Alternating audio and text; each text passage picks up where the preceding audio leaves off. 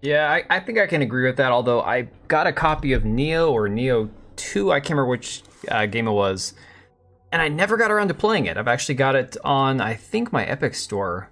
But then again, I don't play anything through the Epic Store. Most of that's just for collecting free games that I'm never going to get around to playing. So that's more of a me thing than anything else. I'm going to play Neo at some point.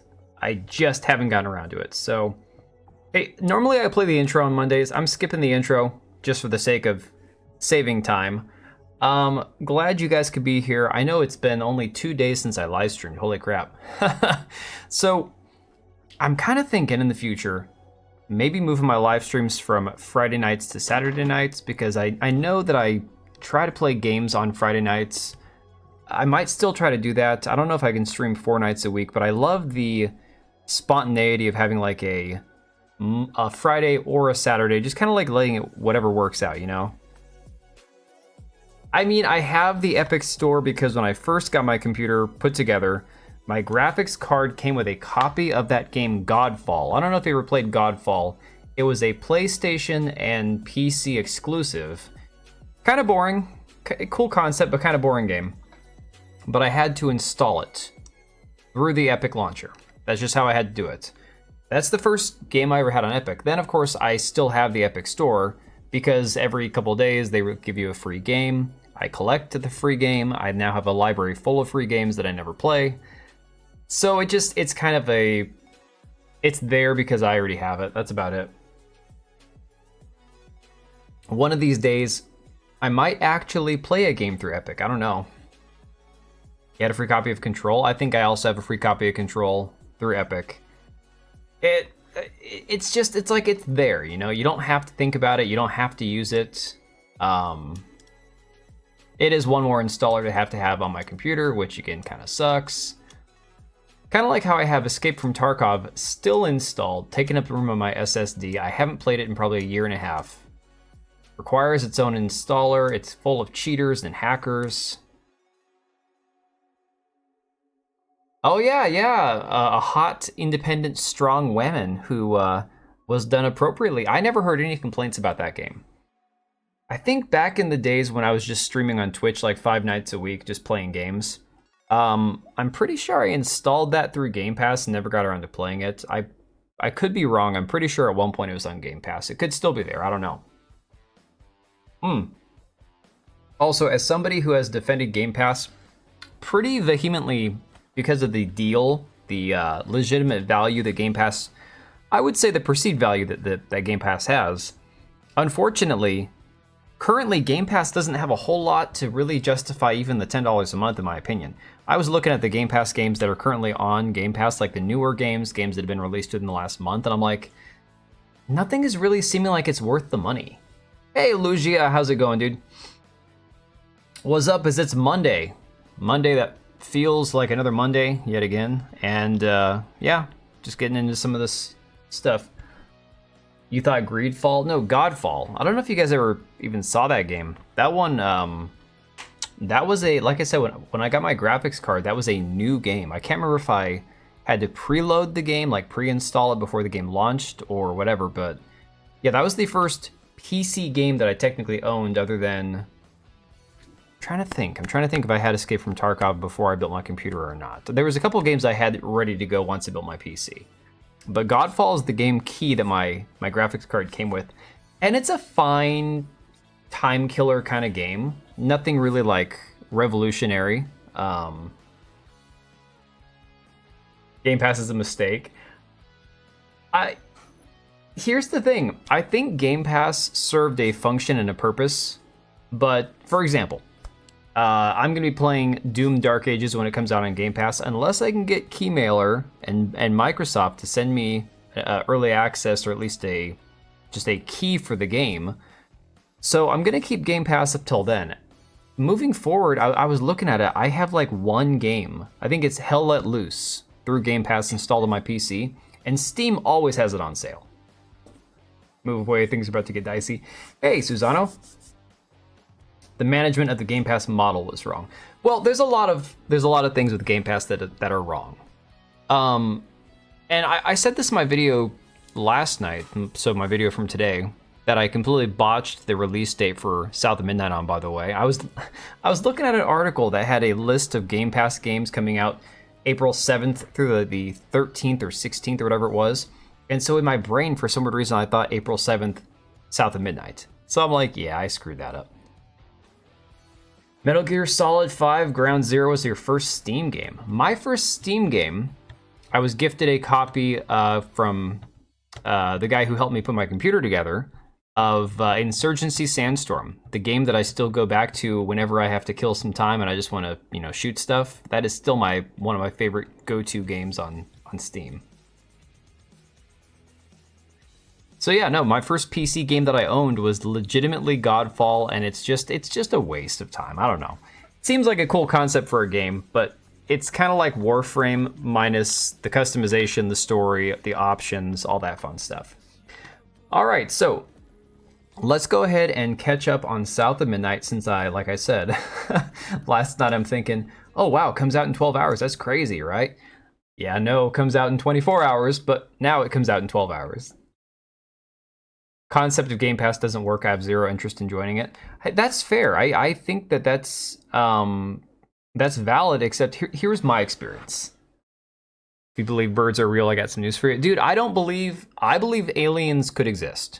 I do not believe dinosaurs ever existed. I have, the last couple of years, I'm 100% in the belief dinosaurs never existed.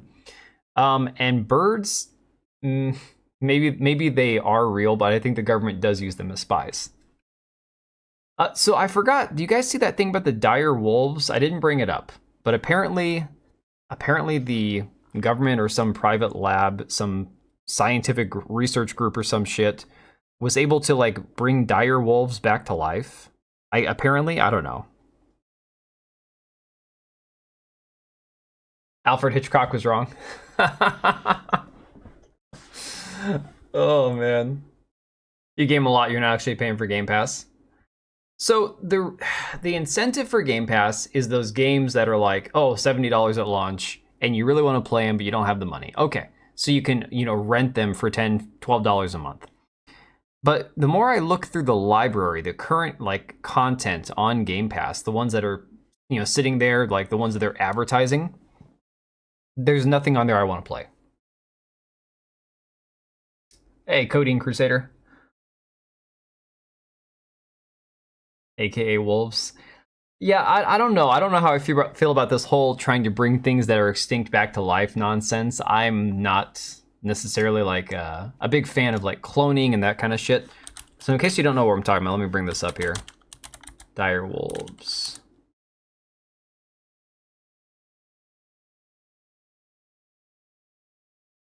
Yeah, let me see. Is this gonna pop up my email address? What's this gonna do? You never know what shenanigans CNN is up to. Trying to give out my information here. All right, says scientists say they have resurrected the dire wolf.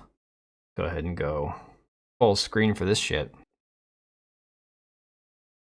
Where'd your South of Midnight comment go? I must have missed it. Hang on. You said if South of Midnight is a flop, then North of Midday is a hit. You're so funny. You get more points through using Edge.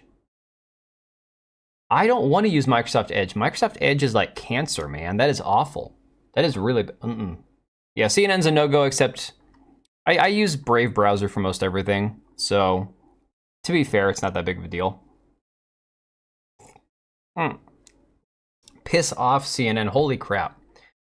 Yeah, so apparently a species of wolf that died out some 12,500 years ago lives again as the world's first successfully de-extincted animal.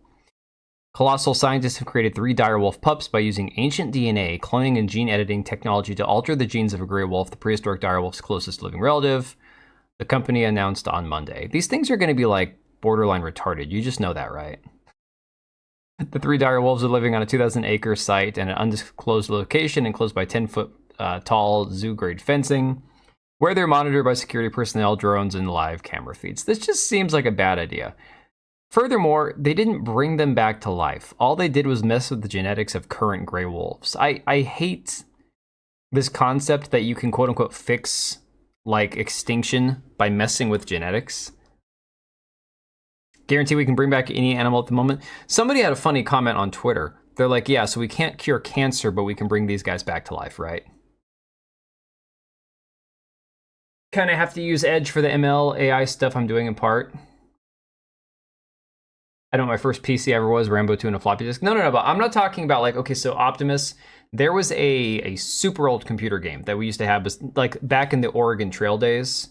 I cannot remember the name of it now, but your character had like a spaceship or something.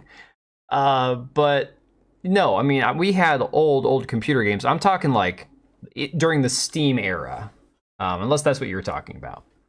No, floppy disk predates Steam, so no. No, you need DNA to do this. Well, they said that they used the DNA of extinct dire wolves, but again, you're not truly creating, you're not fixing the extinction of the animal. All you're doing is messing with the genetics. Cancer was cured probably when we were born. I always say there's no there's no money in the cure, right? Thank you, Joe Darkness, Commander Keen. The molecular biology of the cell, 6th edition or above, basically explains the fundamentals to do this. But is it really bringing back the dire wolves, or is it just like messing with the genes of current wolves to make them look like dire wolves? You know what I'm saying? They'd be like, okay, imagine if humans went extinct and there was an alien race that came here and they used, well, again, for the sake of those who believe in evolution, used monkeys to recreate human beings. Would they actually be human beings, you know? The second Witcher, I haven't played that one. Cody, I'm having a hard time understanding what you're trying to say. No, it didn't have to bring every animal in existence on the Arceus, had to have 2 wolves. Hey, Desert Fox.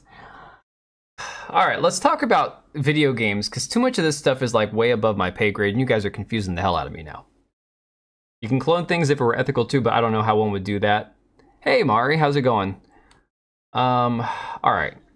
So first of all, this is something that I mentioned briefly in my video about South of Midnight last night, but I didn't actually like have the article or the information brought up in front of me. You're drunk? Ah, it's okay, codeine.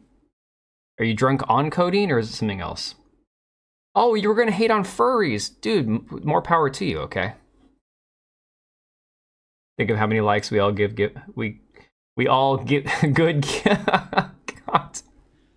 You know, Oblivion, I'm trying my hardest to tell if this is like me having like a stroke and I'm not able to read properly or if it's typos in the chat, but my God, I'm having a hard time. Is it like Fallout South of Midnight? No, not at all. You've cloned plants? Or we have. So, okay. This is the funniest thing, guys. I mentioned this about South of Midnight, but I wanna rehash this because this is so good.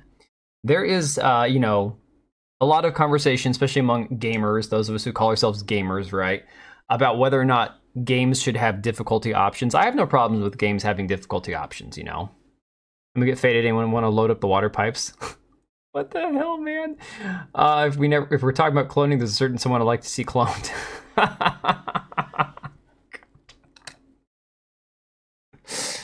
Oh my God. You watched a review of South of Midnight. It was exceedingly boring. How's Microsoft getting fleeced this badly? Because, you know, it's a good question, Visser. I don't know. I don't know, other than Microsoft having this extreme agenda of having, again, all these diversity initiatives in place, I don't know why they would have signed on with this to be an Xbox like Game Pass exclusive and be like, oh, we want this game on our as a launch title. I like I've said before, I understand that the argument for Game Pass for a lot of indie developers and AA developers and games that don't have as much money for like press and media is it's going to put the game in front of a lot more eyes, because Game Pass does have a lot of subscribers, right? They've got a ton of people paying for Game Pass or redeeming Microsoft points to have a month for free or whatever. But the thing is, the numbers just don't add up because, again, reports are 80% of premium sales are lost when the game is on Game Pass.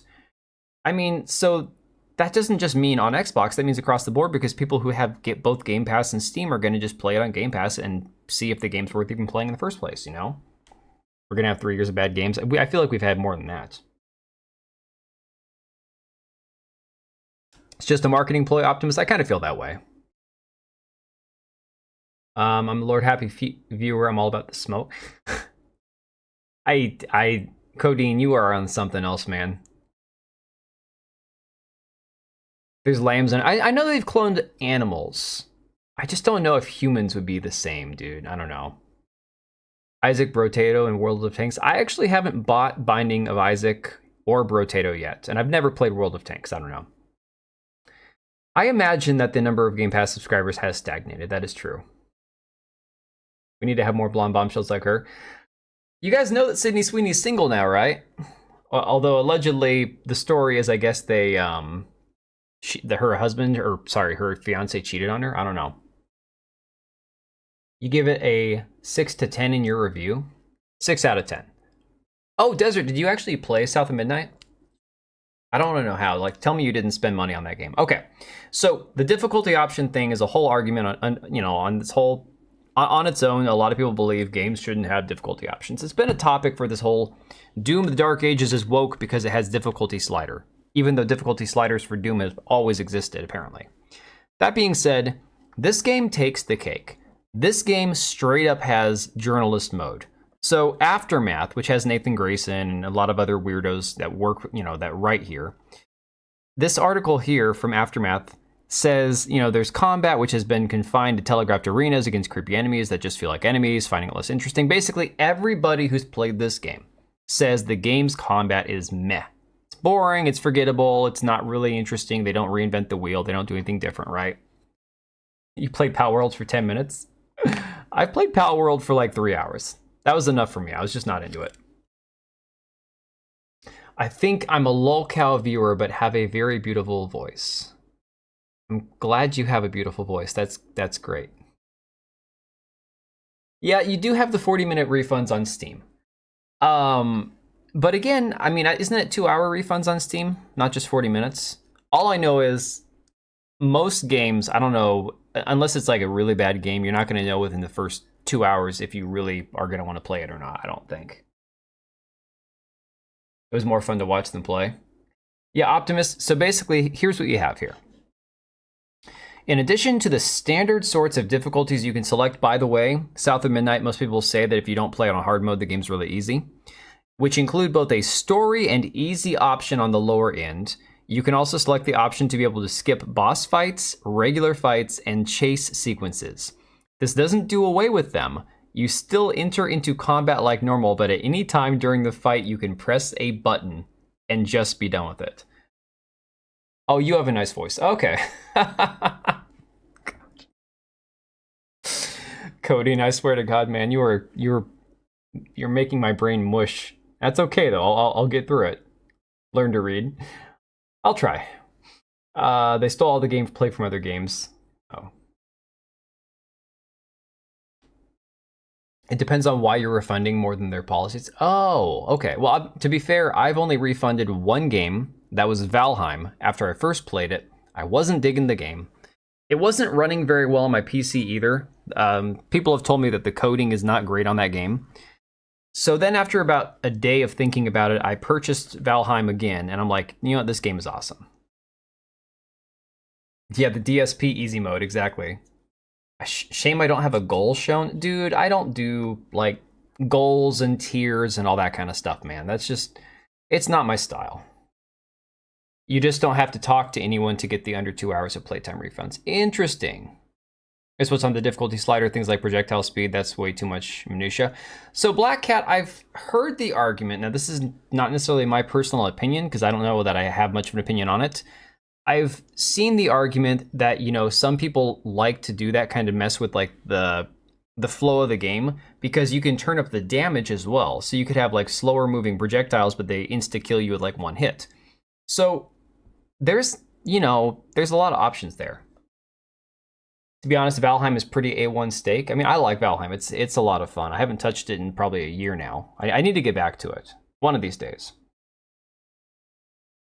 So I think having the option to like mess with the difficulty, parts of the game as far as like projectile speed, it's more than I would do. I would just be like, I'm just going to play it on whatever difficulty setting I'm comfortable on and just go from there. But I don't mind that existing. But this one here, it says, I love this option Booting up the game early on Sunday, pumped full of my morning coffee, I was happy to bash through some enemies. Later in the evening, with the upcoming week looming in my mind, it was great to be able to lose myself in South of Midnight's arresting world instead. Sometimes choosing a story mode in a game over a combat-focused one makes a game feel a little unengaging, or like I don't always have enough to do. Here, I feel like I can pick my experience in the moment. Since turning the option on of curiosity, I've played through almost all the combat encounters, but in a couple instances when I'd enter a fight and think, ugh, not now, because I didn't want to stop exploring, I'd press the button and boom, the enemy slumped to the ground and I could get back to the story. Watch a freaking movie, man.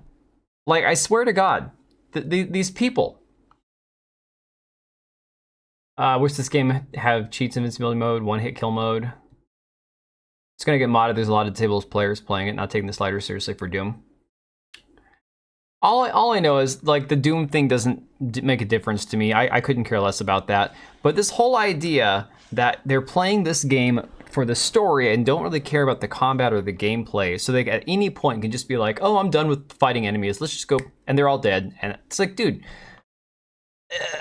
yeah, it's gay. It's pretty retarded in my opinion. It's just like, why don't you just watch an animated film? Why don't you just watch like a CG film at that point? Games are interactive. They're not books. They're not TV shows. No, but the problem is they're trying to market this game for the modern audience of people who are not gamers. They want representation. Now, I've mentioned this. I've teased this many times. This review from this guy, the Black Viking, who is a shill. We'll just call him a shill. It is what it is. Yeah, they made it for their journo friends, 100%. This review, I swear to God, was made by AI. Nothing about this review reads like the way this guy would naturally speak or type or, whatever. And of course, he ended it with an AI meme, which is kind of the icing on the cake, right? They should just watch all her cutscenes on YouTube. Hey, and I have no problem with like the YouTube video compilations of cutscenes. There's a lot of times, especially in the last 10 years, having kids, where I'll be playing a game. It gets to a cutscene that you can't pause. You have to leave the room, and you come back and you go, I have no idea what just happened. So you come back and you go, okay, well, you Google on YouTube and you find the cutscene where you left off, and it fills in all the gaps for you, right? Got reincarnated as tampon. Choose your own adventure game. Haven't played South of Midnight, so I have no opinion on it.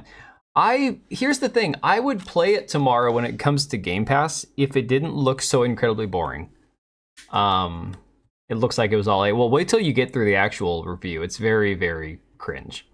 Yeah, Mari, there's a coalition of these people that don't like cultural appropriation, but they're perfectly happy to appropriate everybody else's culture when it suits their agenda and narrative. It's really interesting. They should also make white Maasai from Kenya. I mean, you're not wrong. All right, so it's there because I don't give a damn about reviews. Yeah.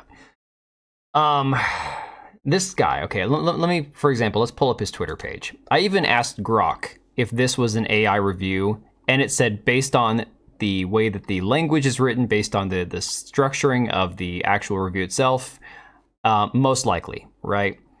This guy doesn't do anything like, he's just a normal Twitter poster. Doesn't do anything at all, like with any flourish, any sort of like, poetic writing of any kind. All right. A lot of memes, a lot of, capital letters and shit. Okay. Add a pause on cutscenes. That was awesome. Dude, Optimus, I wish every game would do that, because at that point, you're not talking about a difficulty thing. You're talking about convenience. Nothing else. Console Andes for the most time. Shill as influencers. Hey, Equilibrium over on Rumble. You watch the Split Fiction cutscenes on YouTube to check if it was woke, and it's not. Well, yeah, Lugia, and there's a argument for having those as well. I just look at it and go, I find it really helpful when you're unable to pause a cutscene and you legit have other things in life to do. You come back to your game and you go, I have no idea what I missed, All the talent is in the environment. The game does have a very pretty environment. You're not wrong. So this review, I'm just going to do a little excerpt from it, right? There are games you play, then there are games you feel, games that haunt you not for their challenge or conquest, but because they press up against the soft tissue of memory. because they have the audacity to believe a story can be more than pixels and polygons.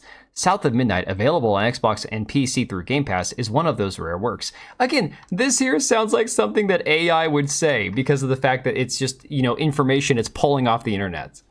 Over the course of 14 chapters, Compulsion Games delivers a masterclass in storytelling, a meditation not just on struggle, but on empathy, on what it means to see someone truly past the thickets of myth and misjudgment.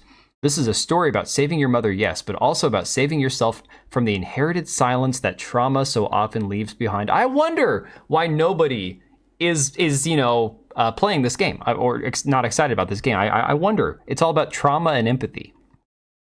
And standing in your path, the Haints, monstrous shadows of sorrow, grief incarnate that sunder the land into something hollow and hungry. This man did not write this, okay? I will die on this hill. But when you defeat them, when you stand in defiance of their pain, you do not merely win. You restore. The world breathes again, bathed in a kind of Southern Gothic beauty, a reclamation both literal and symbolic. And with each victory, secrets are unearthed. The people around you, neighbors, strangers, kin, are stripped of their veneers, and you see them in full, broken, tender, resilient. This is where South of Midnight shines brightest, not in its gameplay, which some might find familiar or serviceable, but in its relentless pursuit of truth. You can write it on ChatGPT. Was it written by AI check? I did that on Grok, and Grok said it most likely was. Okay.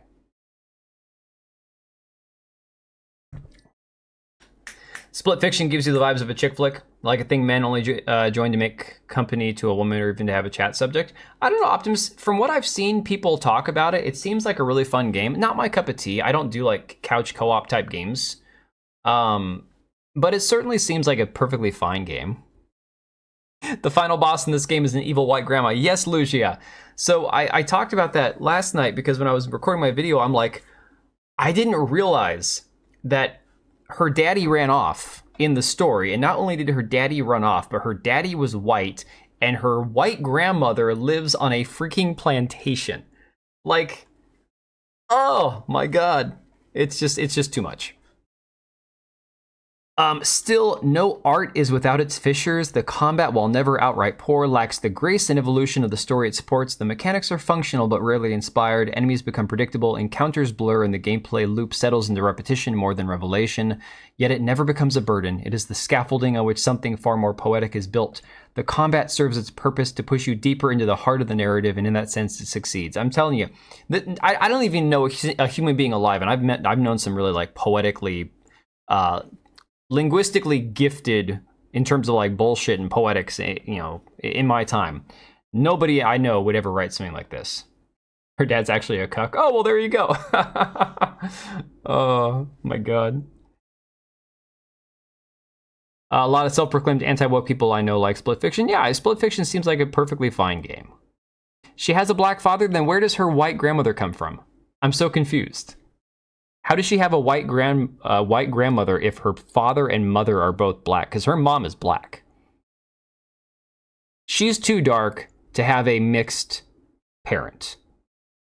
Unless both her parents were... One was half black and one's completely black, and then I guess that might work. I don't know.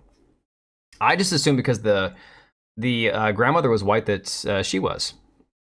No sane man uses fissure in their regular lingo, let alone in an effing review, unless you're doctor talking about anal fissures. Oh my God, you don't want to have those. Anal fissures are no joke, man. Those are brutal. One of my kids had one for first few years. It was awful.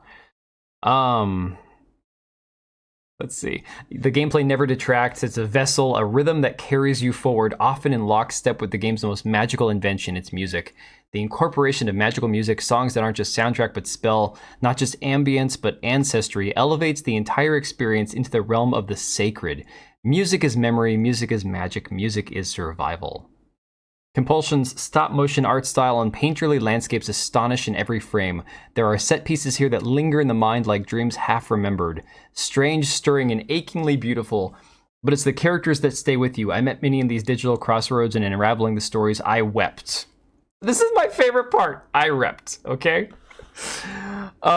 Because these weren't just characters, they were echoes of the people we all know. The broken uncle, the strong friend who hides her softness, the mother whose silence was never absence but armor, South of Midnight did not simply entertain me, it moved me. In a medium that often too trades heart for spectacle, this game chose intimacy, it chose empathy, and in doing so, it reminded me why we tell stories at all. And the funniest part is, I mentioned this, there are so many like black men responding to this, like, oh, I cried, I wept, I bawled. Like, I got no problem with crying.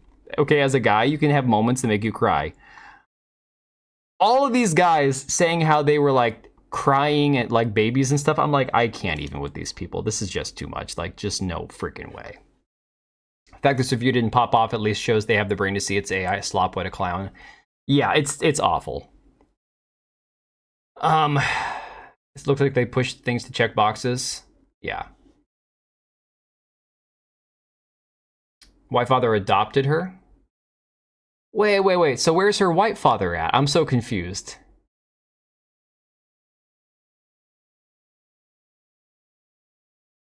She was supposed to be white until Sweet Baby got... So, Thomas, that was the rumor that got circulated around. Again, unverified, you have to believe it or not believe it. And again, I'll take it with a grain of salt, but it's possible that, yes, the main character was supposed to be white.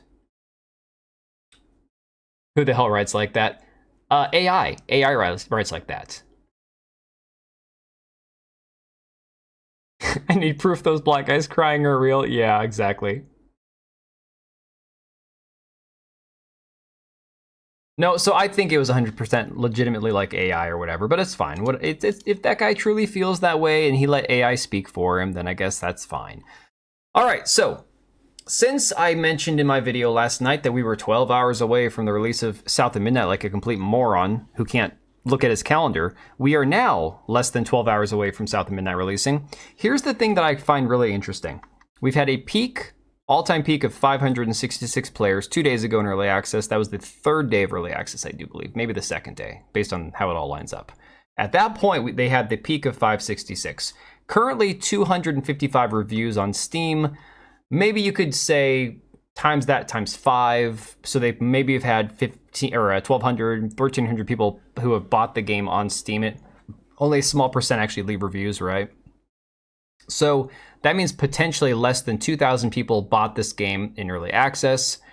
It's only $10 more for early access, I'm pretty sure. So if you were gonna buy this game and you were really excited about this game and you cared at all, I mean, the $10 difference might not have been enough to stop people, but I'm just I'm really curious to see how many people are playing this tomorrow. I really am. Mari doesn't touch the grass touches Mari, based. I'll see if I can find it, but there's a meme circulating around about how a dude convinced ChatGPT that 2 + 2 is 5. I've seen something about that. Oh, by the way, the wokies hate everything AI. Oh, yeah, they canceled that trans activist for writing an AI statement over on Blue Sky. That's hilarious. Oh, are you talking about the one that got in trouble with the government? That who was that person? Alejandra Caraballo, isn't that the one I'm thinking of? Oh yeah, advanced access. My bad. That's kind of like what how they called that for First Berserker Kazan. It wasn't early access; it was advanced access. Yeah, Alejandra Caraballo is a lunatic. That dude is nuts. Yeah, Susano, my bad. You're right about that. There is a difference between advanced access and early access. I'm oversimplifying something for the sake of convenience, but yes, you are 100% correct about that. All right, so that being said, there's a couple other things I want to touch on before we get talking about Nintendo and God, what else did we have lined up? Oh yeah, the Minecraft movie. Yeah, Equilibrium's here. He's both here and on Rumble. He's keeping the Rumble channel active. But again, I don't mind. I don't mind wherever you guys are. I just want to make sure that I'm accessible to wherever you guys prefer to watch. I would stream on Twitch as well, but personally, I find that I do better just playing games on Twitch and not getting into all this bullshit. And at this point now, like I've said before, I'm almost tempted just to nuke my Twitch and Kick channel anyways, so. I don't think it'll be another redemption story arc in gaming like that of No Man's Sky. Goated. Oh, dude, for real, it sounds like it. What is Marathon? We'll get into that. Marathon is a game from Bungie that was supposed to like be an extraction shooter. From what I've seen, somewhat akin to The Cycle, which got yeeted about a year ago, I think. That game was a good idea that just never kind of got, you know, it never came to be, right? And we'll talk about it. Jason Schreier was saying it was basically doomed from the start, and that was a year ago, so there's a lot to talk about. Go to the high seas, yeah. Thought that Thief Sony game was the next Concord. There's a few. There are a few. There's gonna be a lot of bombs in the next couple of years, guys. Like, unfortunately, because game development takes so freaking long, there's a few of these games that are just gonna completely like crash on the rocks pretty soon here. I remember Jack Black saying F Donald Trump in New York at a concert for Tenacious D. Didn't go well. Yeah, dude, you know, my Asian peers, honestly, then his buddy in Tenacious D saying, oh yeah, don't miss Trump next time.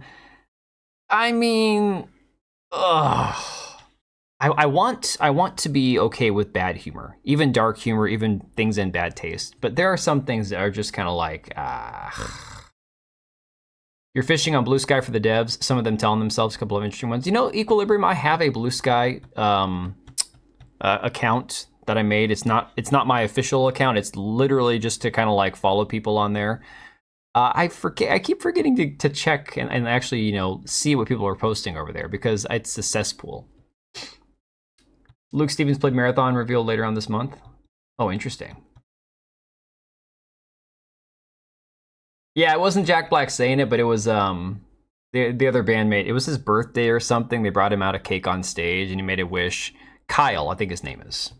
You know, the funny thing is, I'm not even that big of a fan of Tenacious D. They had a couple funny songs back in the day, but I don't know. Look up South of Midnight Woke Sweet Baby Slop 2450 Mark. What are we talking about? Just it was Jack Black. It was someone else in his band. Yeah, it was Kyle, his bandmate. Oh, for the cuck angle. Okay, hang on. Let me see if I can find this. Give me a second, guys. Before we move on to something else, let me see if I can find this. You said South of Midnight Woke Sweet Baby Flop. Yeah, I'm hacking again, guys. Give me a second. Oh, Latina Parfait. I think that's who it is. She's newer YouTuber, right? I've seen some of her stuff suggested in my feed. Well, no, I think Latina Parfait is a guy. I could be wrong. I think it's a meme because it has like the pronouns and shit. Looks like a newer channel. All right, only 149 videos, yeah. What'd you say? I said. All right, hang on. Let me go back to the screen here. Somebody was asking about something about my computer. Oh, what is the impact on temperatures and airflow inside a CPU if you put dust filters on your intake fans? My case has a dust filter. I don't think it matters that much, man. Just maybe once in a great while clean it out. I don't know.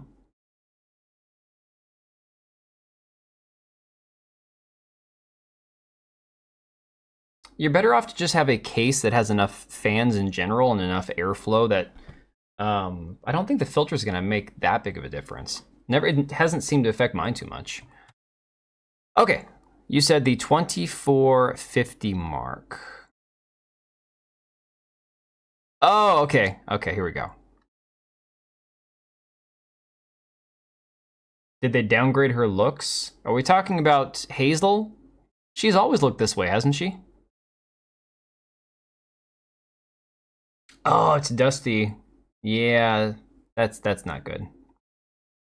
Well, Equilibrium, they're trying to go for the whole Tim Burton thing because they wanted to go with that kind of gothic stop motion animation thing. That's what they were shooting for. Oh, by the way, I'm wearing my Mariners hat because they actually won tonight. So now I think they have their 4th win on the year. Woohoo!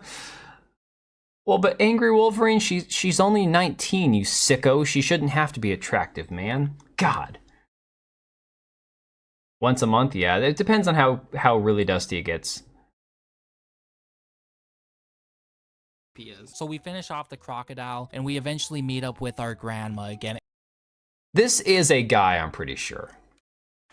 Despite calling himself a Latina, she, her as a joke on his YouTube account. I'm pretty sure this is a guy. And she finds out we are a weaver and shit. Probably since we stole her shit and it's missing. Typical 13% behavior, I know. Oh yeah, I forgot to mention the previous areas of the game was full of literal pig shit, so that's why. Okay, so this Latina Parfait YouTuber, I can guarantee that they're probably not monetized. I don't think I saw any ads when I brought this up, so funny, but definitely going like hardcore, as edgy as possible.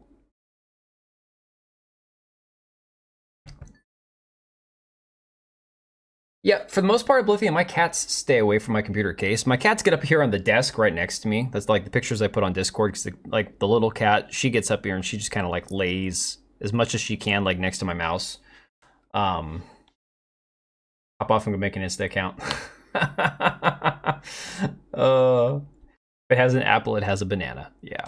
We have literal shit all over our clothes, which, I mean, if we're gonna keep it a $1.53, I know it's kind of hard to tell in the first place, you know, for obvious reasons, you know, not racist or anything, obviously. I mean, like, it is a little bit, you know, kind of hard to tell, okay, let's be honest. But yeah, our racist grandma gets us some new clothing since, you know, we're covered in pig shit. Let me get you some fresh clothes. My pig factory is no place for a girl like you to be cavorting. What do you know about hugging Molly? I know she takes children and leaves red yarn. And I've heard that you know a lot about her. Yes. She stole your father once when he was young. And we asked about hugging. I haven't watched like very many clips of this game, other than a couple of the cringe ones that have come out. I really don't like this. So for me personally, it's not just even like a skin color thing. I just don't like how it looks and sounds. I just really don't. I'll give him this. He does have the voice for YouTube, very fluid in delivery. I don't know. People say that Fratanga's annoying. I'd almost rather listen to Fratanga than this dude. Like, at least Fratanga, he sounds like a dumb stoner kind of thing. This guy's voice is just like a little too effeminate. I don't know. Hugging Molly, and find out this Laurent dude knows more about hugging Molly, which is the monster we saw at the very start of the game that kidnapped and stole our mama. So we set off to find Laurent, which I'm not 100% sure, but it seems like this black guy Laurent was basically our mom's boyfriend after our dad's passing in the game. So even in the afterlife, our white dad is being cucked. Giving you a helping hand. This is different. I saw how she treated you and Lacey. And how did you treat Mom? I treated Lacey well. Until you didn't. You just up and left us one day.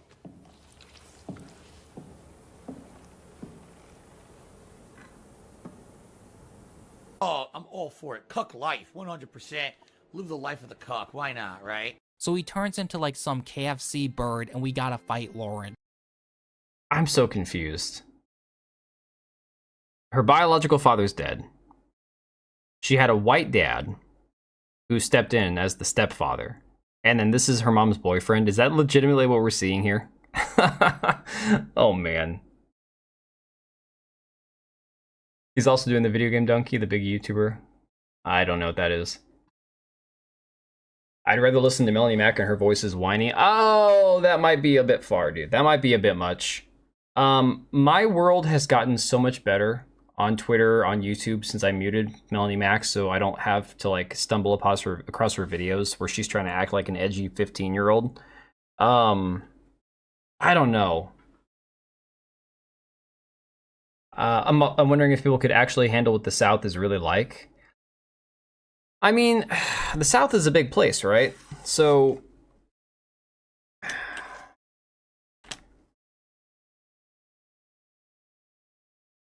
have severe doubts with they did that with the game. People would have been going nuts over the game if they did. Well, okay, so again, let's think about it this way. You have a Canadian game studio that contracts a Canadian-based, Canada-based consulting company to do all the heavy lifting. The writing, the story development, the character development, all of that was done by a bunch of Canadians who care about black, gay, trans representation. That's all they care about. you're not going to get the authentic Southern experience from people in Canada who only care about, gender, sexuality, gender identity, and race. The story definitely went through a rewrite. That's why things like this don't make sense. South like Antarctica, yeah. Nothing about it makes any sense. Nothing at all. I just don't get it. You can criticize, for example, let's compare this to like the story issues with Kingdom Come Deliverance 2 versus the first one, but you can't argue that they didn't portray, again, the architecture, culture, history, and armor and stuff of Czech 1500s, Czech Czechia or whatever, very well. So there are parts where if you really want to capture the essence of an area or a region, you're best to go to those people and be like, yo, show me what this is like. Show me what the architecture looks like. Again, the issue that they have with Assassin's Creed Shadows, where it seems like they didn't contract the best people to represent Japan. So it's just pathetic. It's sad. I'm deeply offended by this game.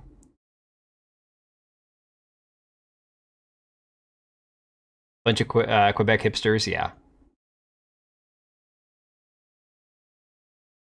Even beyond that, the most inept people I've seen. There's a lot there. Hey, DB, how are you doing, buddy? I was already relaxed. I've had my chamomile tea for the evening, so I should be in a good state of zen for the next couple of hours. I'm good now. At the moment, this is reminding me of last century's cartoons. You're not wrong. I was just talking with my wife about this because when I was a kid, so I was born in the 80s, right? Grew up in the 90s, but we watched a lot of what was popular back in like when my parents were growing up. And I really don't like that style, like the Steamboat Willie style cartoon. Things that are, I would say, closer to stop motion animation than what we currently have with like, modern animation. Although modern animation is crap when it comes to cartoons. It's terrible. But like, compared to like the 90s and stuff. And I do not like a whole lot of like the Tim Burton looking stuff. I don't like the old 1950s and 60s cartoons. The animation creeps me out. There's something about it I don't like. You couldn't choose your poll because none was your option? Oh, well. You have to believe that one of them's not real. That's just the nature of the game. Drinking tea like he's a starship captain. No, man, I'm drinking tea like I know that I drink too much caffeine in the course of my day.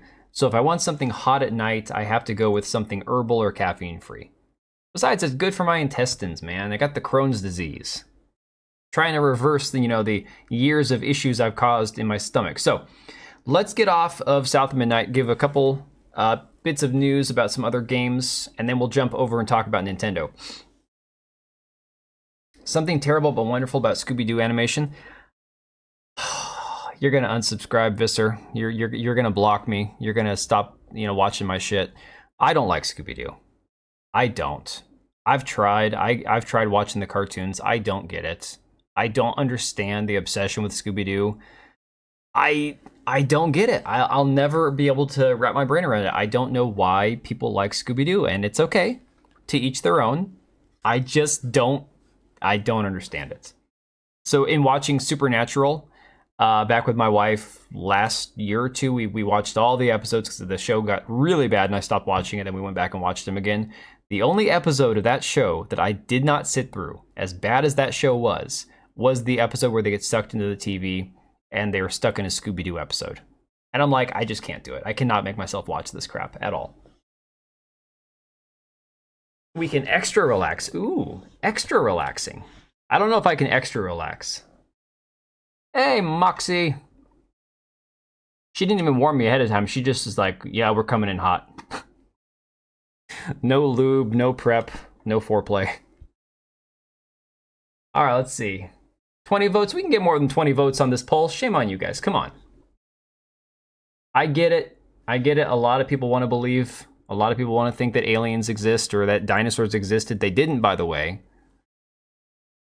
No. Hordor, I'm sorry. I just cannot get behind Scooby-Doo. I just can't. Hey, Pulse Mannequin. Hey, Paul Byersmith. Hey, Leon. Good to see you, buddy. Hey, DB Wild is here, Leon. You guys got here right at the same time. That one with Gabriel episode. There was a few episodes with the Gabriel. It was the second Gabriel, right? Oh no! Oh, that was, yeah. You're right. That was the one. I guess Gabriel's the reason they got stuck in the TV or whatever. I don't know. Your supernatural moment. There were a few of those episodes that were really, really cringy. The one where they have like the black and white Dracula situation. It's either Dracula or Frankenstein. I might have skipped that one also. There's so many bones of dinosaurs, so they say, Mari. So you are told, okay? Hey, Hook. Hey, Arnold is the best American cartoon ever made. I can't recall that one off the top of my brain. You guys gotta remember, I didn't spend a lot of my childhood watching TV. You were brought here against your will? Shame on you. Shame on them for bringing you here, but shame on you for sticking around. Hey, how's it going, Mr. Tech Rat? Dinosaurs exist, look at Nancy Pelosi. Oh man. I need that, but so I'll give you this instead. I believe in the Animorphs and the Irish lore in So Weird. We know aliens are fake because the government said they're real. Yeah. Well, see, Equilibrium, I like the character of Gabriel and Supernatural. I really did.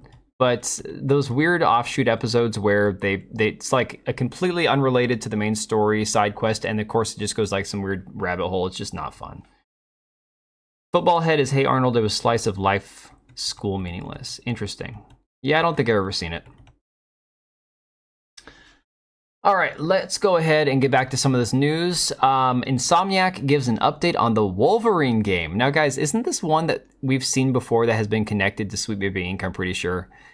Apparently, they are actively working on it. They said, we'll share news about the game when we are ready to share it. We can't act on everything requested when things take time, resources, and the green light to share them. This is the one, the Wolverine game that we saw, I want to say it was like last year, got leaked online. And it looked like absolute dog crap. Like, so bad.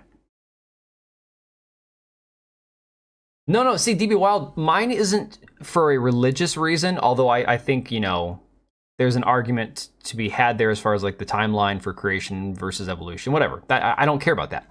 Mine is, I truly believe that the dinosaurs just didn't exist. That's it. Only Oblivion gets you. It's like the Scrubs episode where it's a musical. Oh yeah, but dude, Scrubs was weird anyways. You know, that's just the way it was. Yeah, and Moxie, thanks again for the raid. Also, are we still on for Wednesday? I was gonna have Moxie on as my guest on Wednesday's stream, so hopefully she's not gonna be too busy. We'll see if she's still available.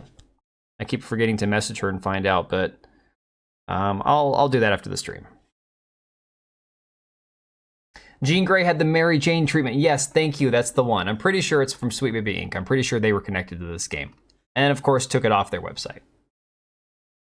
What about Nephilim and the Giants?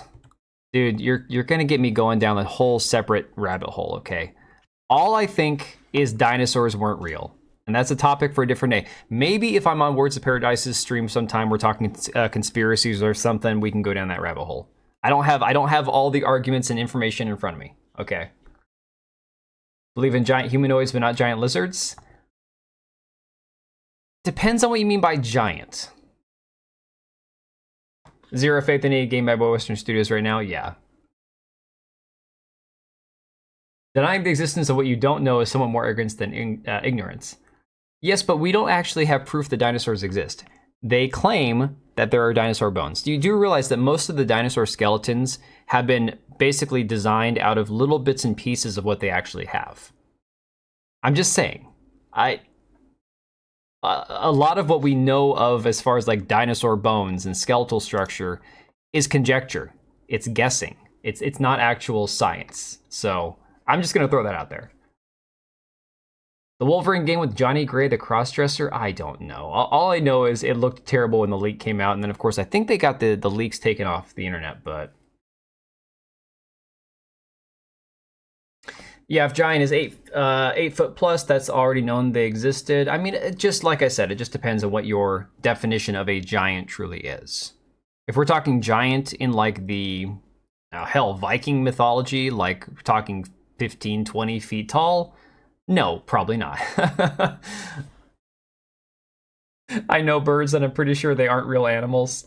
Well, Optimus, the conspiracy there is that birds are actually government spies. But again, I don't necessarily believe that one. I believe there could be bird drones, 100%. All right, so can you join this debate? Well, we're just having the debate in the chat. Apparently, the new Assassin's Creed game, or after Japan, the next Assassin's Creed game could be set in India, of all places. This, of course, is unverified. It's a source, is insider gaming. It's just a rumor. But it says Assassin's Creed Nebula will be the next Assassin's Creed game after Hex, Hex being the one having to do with like the Blair Witch trials and all that. It is rumored to take place in the India, I think they meant India, around Mughal or Aztec Empire. Now, here's what's really confusing. They said India and then Aztecs. I didn't understand this, but apparently there's this hypothesis, this theory, that the Aztecs actually originated from India, which is like, what, halfway across the world from South America? So I'm not quite sure. So, John, this would be the Hex is considered like an offshoot, or like, I don't know. It's kind of like that Liberty one, the one that had the black chick, I think is the protagonist. Like, not an official Assassin's Creed like entry. I think it's one of those leaks to see how the reactions are online, what Hollywood does. Oh, that's fair. I could see them doing that.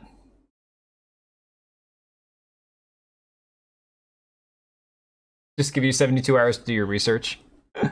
See, I don't do the debate me bro stuff. I like having discussions with people who have different opinions, and sometimes it's nice to know, everything you possibly can about a topic.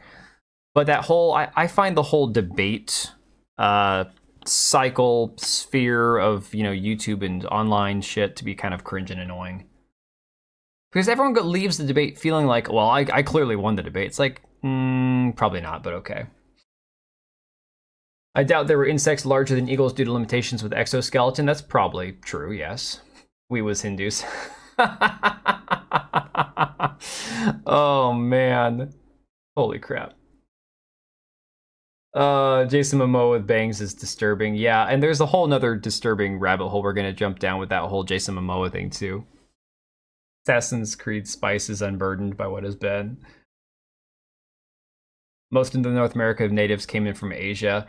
Well, the thing is, I don't have a problem with the idea that, people moved from one place to another and spread across the world. That makes sense. What I'm having a hard time understanding is how they can actually say the Aztec Empire originated in India. That seems like a very big stretch. I don't know. Yeah, DB, we were talking about this, about how, well, if dinosaurs didn't exist, what about dragons? And I'm like, well, the problem with dragons is a lizard with wings that is capable of flight and then of having the ability to breathe fire. It'd be cool if it was real. 99.9% sure never existed. But presents are the best way to show someone. All right, what are we at here? Let's see. Oh, let's talk about Nintendo. Tangible thing that you can point to and say, Lugia with the 5. This many dollars worth. Ooh. I wish the next Assassin's Creed would be about the Mel Gibson movie Apocalypto. Lugia, I've watched parts of that movie. I have not sat down and watched the entire thing, and thanks to the 5, dude. My only problem with that goes back to the same issue I have with some of these Assassin's Creed games, where they're digging really far back. And like trying to connect, remember the entire Assassin's Creed storyline was like all these ancestors were some way connected, right? You go to like, Aztecs and Mayans, that kind of shit. How does that connect to somebody who is also of the same lineage of somebody from like the Middle East or Italy? It just seems so, I don't know, improbable. If the Aztecs were Dravidian, if Indo, then yes, and a lot of South America are Indo. If it's a leak or making up BS, it's probably someone that mixed up Indo with India. I don't know.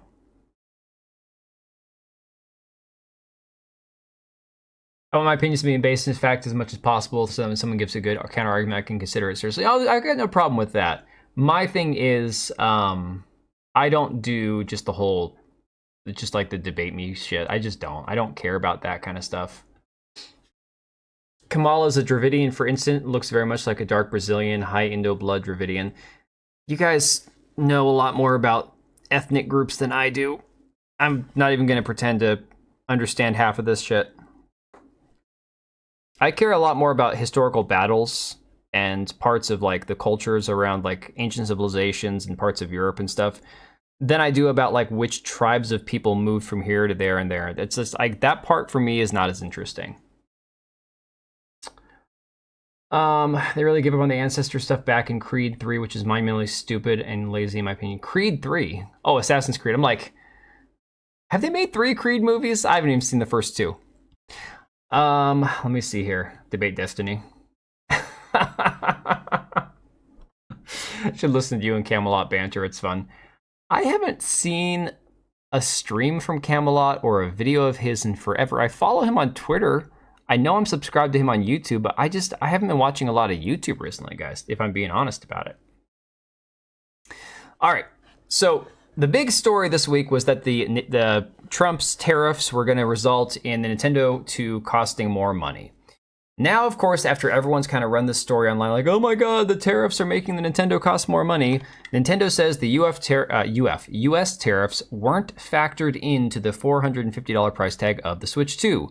They say the tariffs news is fresh, and like many companies right now, we're actively assessing what the impact may be, but it has nothing to do with the actual impact on the current price the way they have it set. Oh, they've only made 1 Creed movie? I thought they made 2 of them. I don't know. After Rocky Balboa, which was Rocky 5, I was like, all right, it was better than Rocky 4, but the bar was really freaking low. Rocky 4 was terrible. You know? Camelot, the NASCAR champ. Did he win his race on Sunday? Or sorry, on Friday? Because he's Truck Series now, right? Have videos on that content. I love those topics. Ask a Mauritian kind of stories.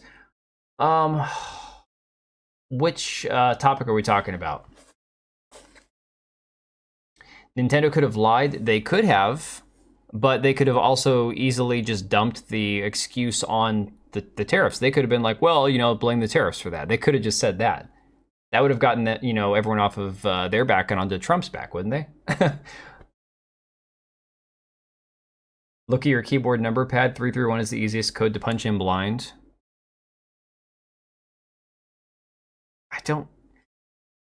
I feel like you're thinking about things like on this level, and I'm just down here just trying to maintain. I don't know, only knows he got sponsored cars and wrecks them. Yeah, he actually got sponsored by GameStop this year, which is pretty big. Last year it was Timcast and a few like small sponsors. One Assassin's Creed movie? No, I think we were talking about the Creed movies, right? Oh, you mean like lie and say it was all the tariffs' fault? Well, they could have lied and got, yeah, exactly. They could have used it as an easy scapegoat. You're right. Camelot's laid down. All right, but here's the more controversial stuff, right? Switch 2 exclusive Mario Kart World justifies its $80 price tag. Nintendo insists in first comments addressing cost controversy. Nintendo has insisted that Mario Kart World justifies its shocking $80 price tag in response to controversy over the $10 price hike for some Switch 2 games. Again, if they didn't feel it was worth $80, they wouldn't have put it out there at $80. The question is whether or not it's pure greed listing at $80, right? Wait, there are 3 Creed films? I'm so confused. Guys, there's 5 Rocky films. Rocky 1, 2, 3, 4, and Rocky 5, which is Rocky Balboa. The Creed movies are separate. I don't consider those Creed movies. GameStop thing was an April Fool's? Damn it! I thought that would have been so awesome because he used to work at GameStop. That's hilarious. Oh man, I knew that somebody was gonna get me. I was so careful on April Fool's. I'm like, yeah, all that's bogus. $80 and won't ever fall. No, I think Mario Kart finally dropped. Mario Kart Deluxe dropped in price last month. I think you could buy it for like $40 for the first time ever. Okay, so 5 Rocky movies and 3 Creed movies. And I don't even care about the 3 Creed movies. I thought Michael B. Jordan was terrible in Black Panther. I don't know why everyone thought he was good. I thought his acting sucked. And I'm like, I have no desire to sit through another movie and watch this guy act. so I didn't watch the Creed movies. Creed Rise to Glory on VR. But that's a video game, isn't it? That's not one of the names of the movie, is it? Make shit easy because life is lay hard. Life is very lay hard. Last week's Nintendo Direct revealed the Switch 2 and launch title Mario Kart World, but it was not until after the showcase that the price was confirmed. Cost is $450 for the console. Although Trump's tariffs, which have already delayed pre-orders in the US, may cause Nintendo to hike the price. The real shock, though, is that Mario Kart World costs $80, $10 higher than the most expensive Nintendo-published game on Switch, Tears of the Kingdom. And if you paid $70 for Tears of the Kingdom, I'm sorry, you got robbed. I think the game's fantastic. Probably not as good as Breath of the Wild, to be honest. But I put like 100+ hours into the game and never even finished it. There was so much to do. But I only paid like $45 through the eShop for Tears of the Kingdom. So 70 is insane for Tears of the Kingdom. It's worth pointing out Nintendo's bundling Mario Kart World with Switch 2 for $500, which, yeah, shaves $30 off the price. But again, the response here is that this dude here, where is his name at? The America's Vice President of Product, Nintendo of America's Vice President of Product and Player Experience, Bill Trinan, says this. He says, I would say it's less about the strategy of pricing Mario Kart World. It's more just whenever we look at a given game, we just look at what is the experience and what's the content, what's the value. Mario Kart World, I think especially as you see from Nintendo Direct, not to give you any hints or anything, but I read your article this morning. I think you had mentioned that you didn't find a lot to discover when roaming around. So I would say tune in to our Mario Kart Direct to see what maybe you'll be able to find out about that. But honestly, it's a game that's so big and vast, you'll have to find so many little things to discover. And there's still other secrets remaining that I think people would end up buying and playing the game. They're going to find this to be the richest Mario Kart experience they've ever had. So he's basically saying the game is worth $80, right? Despite the fact that the Switch 2 apparently has a welcome tour, basically the instruction booklet for Nintendo, which I guess is somewhat comparable to Astro's Playroom, people are likening it to, for $10. You have to spend an additional $10 to get the essentially Nintendo instruction booklet, right? Prices are not going to matter in the long run. They go on sale on Black Friday. Yeah, once in a while. I never cared for Breath of the Wild. Tears of the Kingdom is one of my favorite games. I know a lot of people say like Breath of the Wild's better. Some people say Tears of the Kingdom's better. Some people say neither one of them's actually like a Nintendo Zelda game. I don't know. They charge you for updates. Those aren't new games, are they? No, so there's a lot to talk about that too, because the fact is they're doing this thing now with the Nintendo Switch 2 cartridges with the upgrade. If you buy the upgrade kit for the Nintendo Switch game, you basically are buying a Nintendo Switch 1 game and an additional upgrade booster for $10 to upgrade it to Switch 2. So they're still selling you the Switch 1 game, but then selling you the upgrade pack for an additional $10. It's absolutely insane. La Hard sounds like French entertainment. Every time I Google Michael Jordan, he turns up now.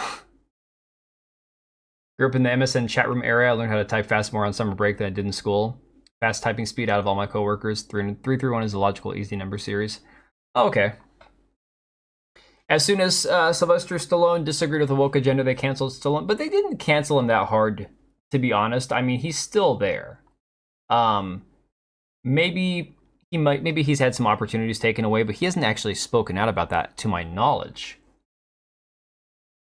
All right, Mari, take it easy. Yeah, Tekla, they're selling it as a booster pack, right? Yeah, Nintendo doesn't have sales on their main title games that often. You'll find games like the games that are normally $60 on Nintendo. Once in a while, you'll find a crazy deal like at GameStop or Nintendo or at Target for like $19.99 for a $60 game. And it's like, whoa, that's crazy, right? But in general, Nintendo games hold their value and then some. It's absolutely nuts. Yes, the Switch 2 runs an emulator for the Switch. So the expensive version should be the only version if you are paying, correct. Yeah, they're just emulating a older version of the game is all they're doing. The thing that Nintendo doesn't like people doing on their own, the whole emulating thing, that's all they're doing. So Smash JT has this where it says Nintendo introduces variable pricing for Switch 2 games. I'm just going to focus on the quotes from Doug Bowser here, the CEO of Nintendo, because it kind of speaks for itself. Talking about the difference in the price tags for the games, he said, what you see right there is variable pricing. We'll look at each game, really look at the development that's gone into the game, the breadth and depth of the gameplay, if you will, the durability over time, and the repeatability of gameplay experiences. Saying basically that these are all factors, and there's many more that go into consideration of what is the right price point for the game. He says, I think you can anticipate that there will be variable pricing, and we have not set a benchmark. Which, again, on one hand, I can kind of understand when you look at it like this. Games that are indie games, AA, not AAA or quadruple A, as Ubisoft dubbed themselves, are not going to have the overhead as, like a quadruple A game, right? So a smaller studio, smaller team, indie developer, it's going to be a smaller budget they're working with. So you can sell the game for less money and make more over time because your development costs are far smaller. But the idea that they're going to have variable pricing really tells me that what they're looking at is, well, if we set our base price at 60 or 70 or even 80 for certain games, how much more can we charge?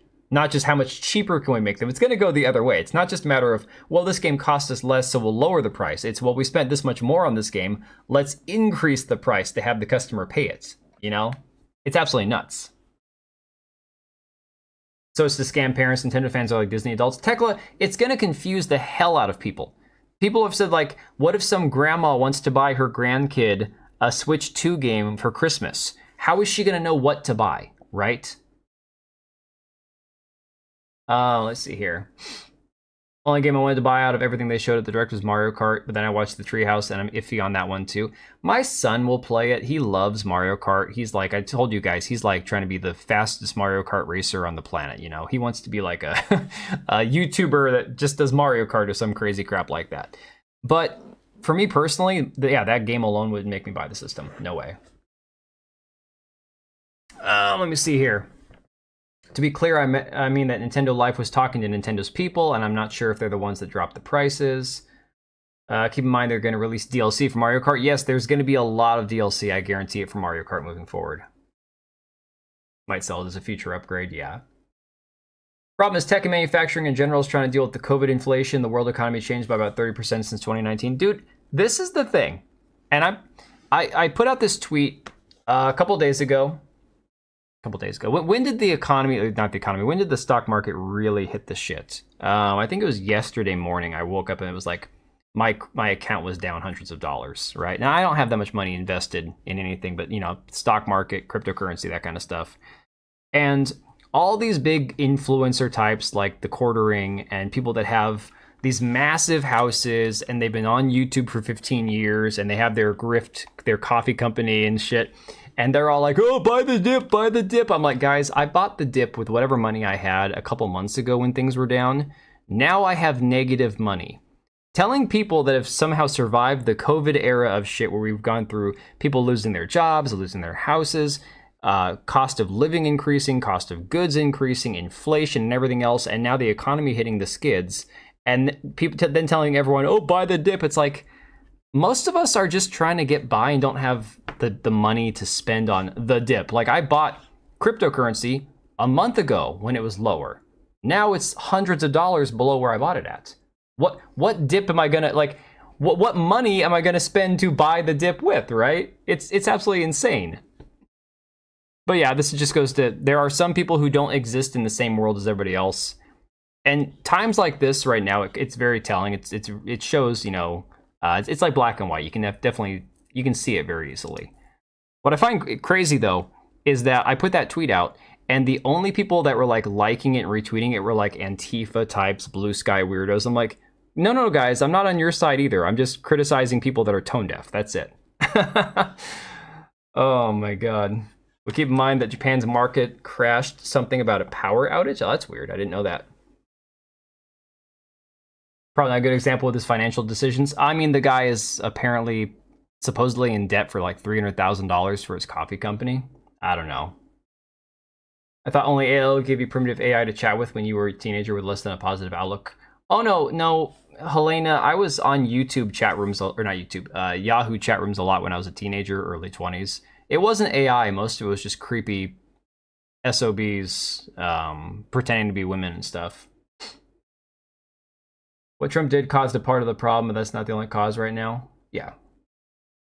Next, he signed the tariffs, the crash occurs, so April 4th, somewhere around that date, I guess. The last couple days is when it was like really nosediving, and today it's kind of rebounded a little bit, but whatever. All right, so Cult Classic Cage says this MFer really is Bowser. Get the F out. Yeah, I mean, it is funny that the CEO's last name is Bowser. It's a little on the nose.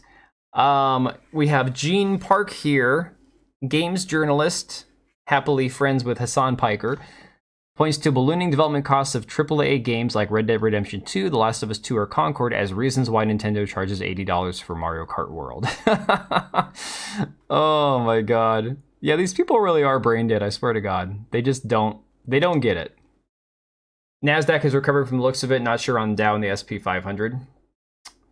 Yeah, it's a mess. It's a mess right now. But again, that's whole art of the deal thing, right? It's a matter of waiting it out and seeing how it works out down the road.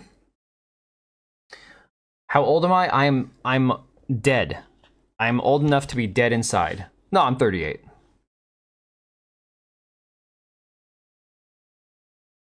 I can't hide my age. It's in my beard. My mom looked at me today. She goes, wow, you got a lot of gray in your beard. I'm like, yeah.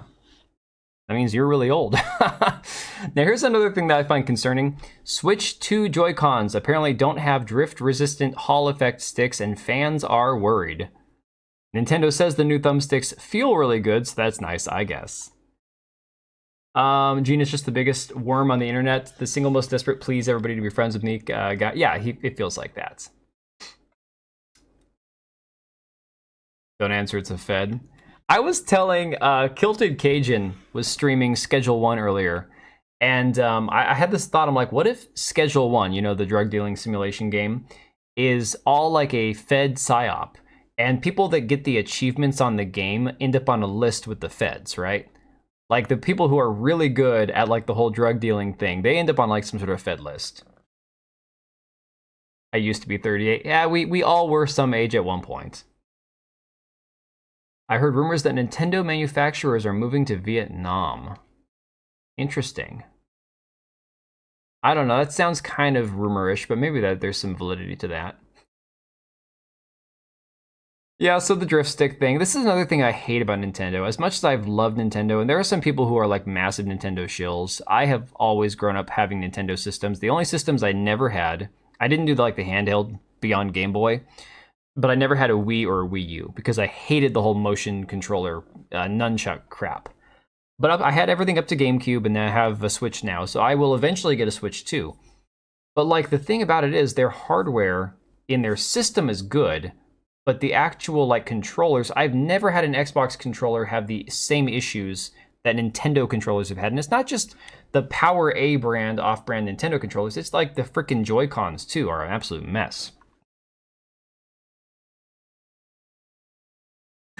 Not sure what you're saying there with the list, because like the people who are really good at the drug dealing end up on like some sort of government watch list, you know? It's gonna create a generation of drug dealers, the new economy. Dude, we already have a generation of drug dealers. What are you talking about? Oh, they've already been manufacturing in Vietnam. Oh, interesting, okay. Since last year, companies have finally started moving out of China. Well, that's good. Diversifying a little bit. Asking how to keep living to be vague. It sounded both robotic and as concerned as Pod 153 from Nier Automata when Nines lost it. Nintendo's always expensive. I call it the Apple of gaming. Nintendo's, okay, their games, sure.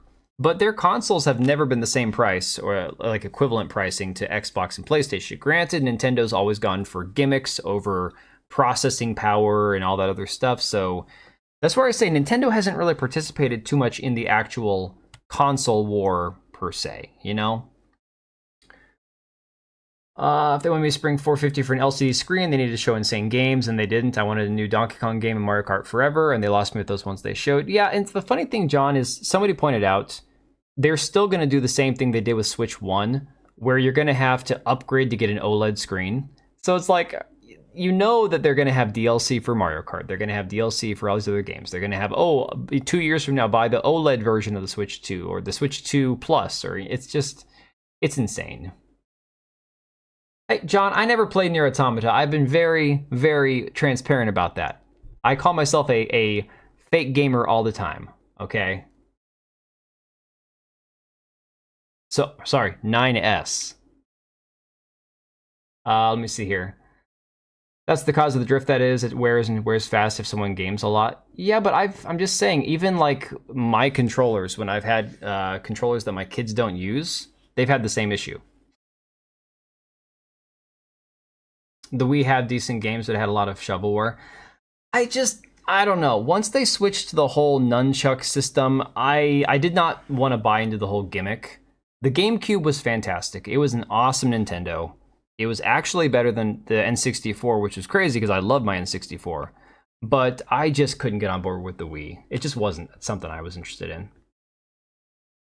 Wait, they're locking new content to Breath of the Wild and Tears of the Kingdom on the new console through their phone app?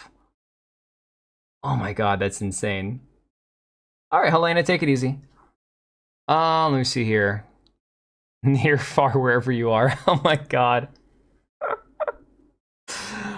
Oh man. One thing I hate about the game discourse is that whenever a game looks or runs like crap, people act like this automatically. It means that it has good gameplay. This looks ugly, gameplay matters more. No, I think that in a perfect world, they should go hand in hand. But again, there are plenty of examples that, you know, again, like I've said before, games like Valheim that are low pixel. They're not complicated in terms of combat, but as a crafting survival type game, it's very, very good. But it looks like crap. But even though it's low pixel, it looks like, for what it is, it's beautiful. So I guess I shouldn't say it looks like crap. It's just low pixel, right? Yep, Helena, have a good night. It's called Zelda Memories. Oh, interesting. I hadn't even heard of that yet. Dude, there's been so much of this Nintendo like news. It's so hard to keep track of. You got the N64 and it was $3.99, then they lowered it to $2.99. Memory expansion. Oh yeah, I had to buy the memory expansion for... That was that thing that plugs into the console, right? I had to buy that for Castlevania on the N64. It sucks too because this is before you buy anything online. I went to my local game store and bought Castlevania and got home. I'm like, oh wait, I can't play this game. So then I had to convince my mom, who hated video games, to purchase the expansion pack thing for me so that I could play it. And she bought it on eBay and it took forever to, to show up. So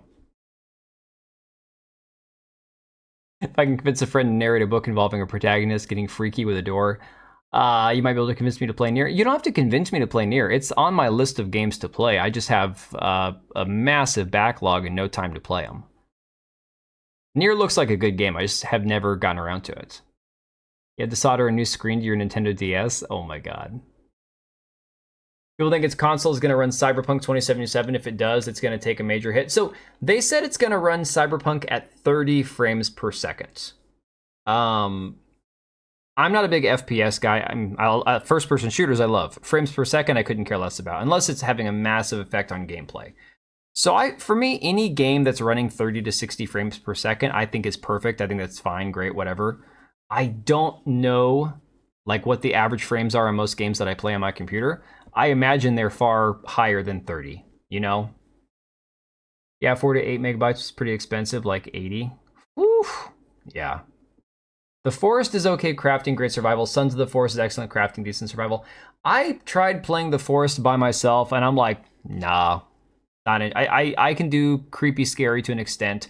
I don't want to play a game like The Forest without any friends, without anybody else. I'm like, no, I'm not doing it. So I downloaded it, played it one time, never got back around to it, uninstalled it. But yeah, the game looked really fun. Sons of the Forest looked fun, but more fun with friends. Call me a conspiracy theorist, but it sounds to me like Fink and Schwabs are calling Bowser to cash in some favors. That's like you got like 3 tinfoil hats on there, dude. Of course, Helena, take it easy. 20 frames per second is the cinematic experience. Oh yeah, that's like the South of Midnight experience. And you're averaging 30 frames on a 3060, 1080p. Yeah, okay. So I don't know. I could actually look it up. Let me think here. Oh yeah, it's on this app here. Hang on a second. I mean, it's a rough estimate, but it'll kind of tell me. First Berserker runs at 59. No Rest for the Wicked I have running at 71. Black Myth Wukong 68. Starship Troopers 131. Among Us 59. That Among Us doesn't mean anything. Funny, Ghost of Tsushima has only got me playing 1 total minute. I've played the game like 5 hours. Witcher 3, 59. Elden Ring, 59. I think a lot of this is because I probably have it capped at 60. But still, my graphics card's a 5600. It's not anything good by today's standards. Escape from Tarkov, 59. Choo Choo Charles, 63. Mountain Blade Bannerlord, 65. Warframe, 55. So again, I guess I haven't seen a game running at 30 frames per second in a long time, you know? Sons of the Forest is a better solo experience. So interesting. All right. Nintendo has been walking this weird niche path. A ton of their first-party games are very well loved. They never needed good graphics because they were stylish and fun, but times change. Yeah, it seems like, and here's the thing. I can respect it. I get it. Like, I used to be a major ass about, like, art styles where I'm like, oh, if it looks funky or it looks weird, I don't want it. I want it to look, like, very realistic. And then I got to realizing realism is overrated. So I've moved back on, like, the whole conversation about art style. But I do feel like, to a certain extent, Nintendo hides behind different art styles to try and make it seem like, you know, they're doing something different and cool. But it's really just to make the game run easier because the hardware can't do it, you know? And how litigious they are. Matt, every fan project gets instantly nuked by them if they can. Yeah, Nintendo has an army of lawyers. They are willing and able to destroy anybody in court if they need to. It's absolutely insane. Let's skip talking about Minecraft for right now. We can go back to it if we want to later on. It's a whole different ball of wax. Let's talk about Marathon. This is a game I forgot about. I had to go look it up. I made a video talking about this game, I think back in August, if I'm not mistaken. And I had completely forgotten and put it out of my mind.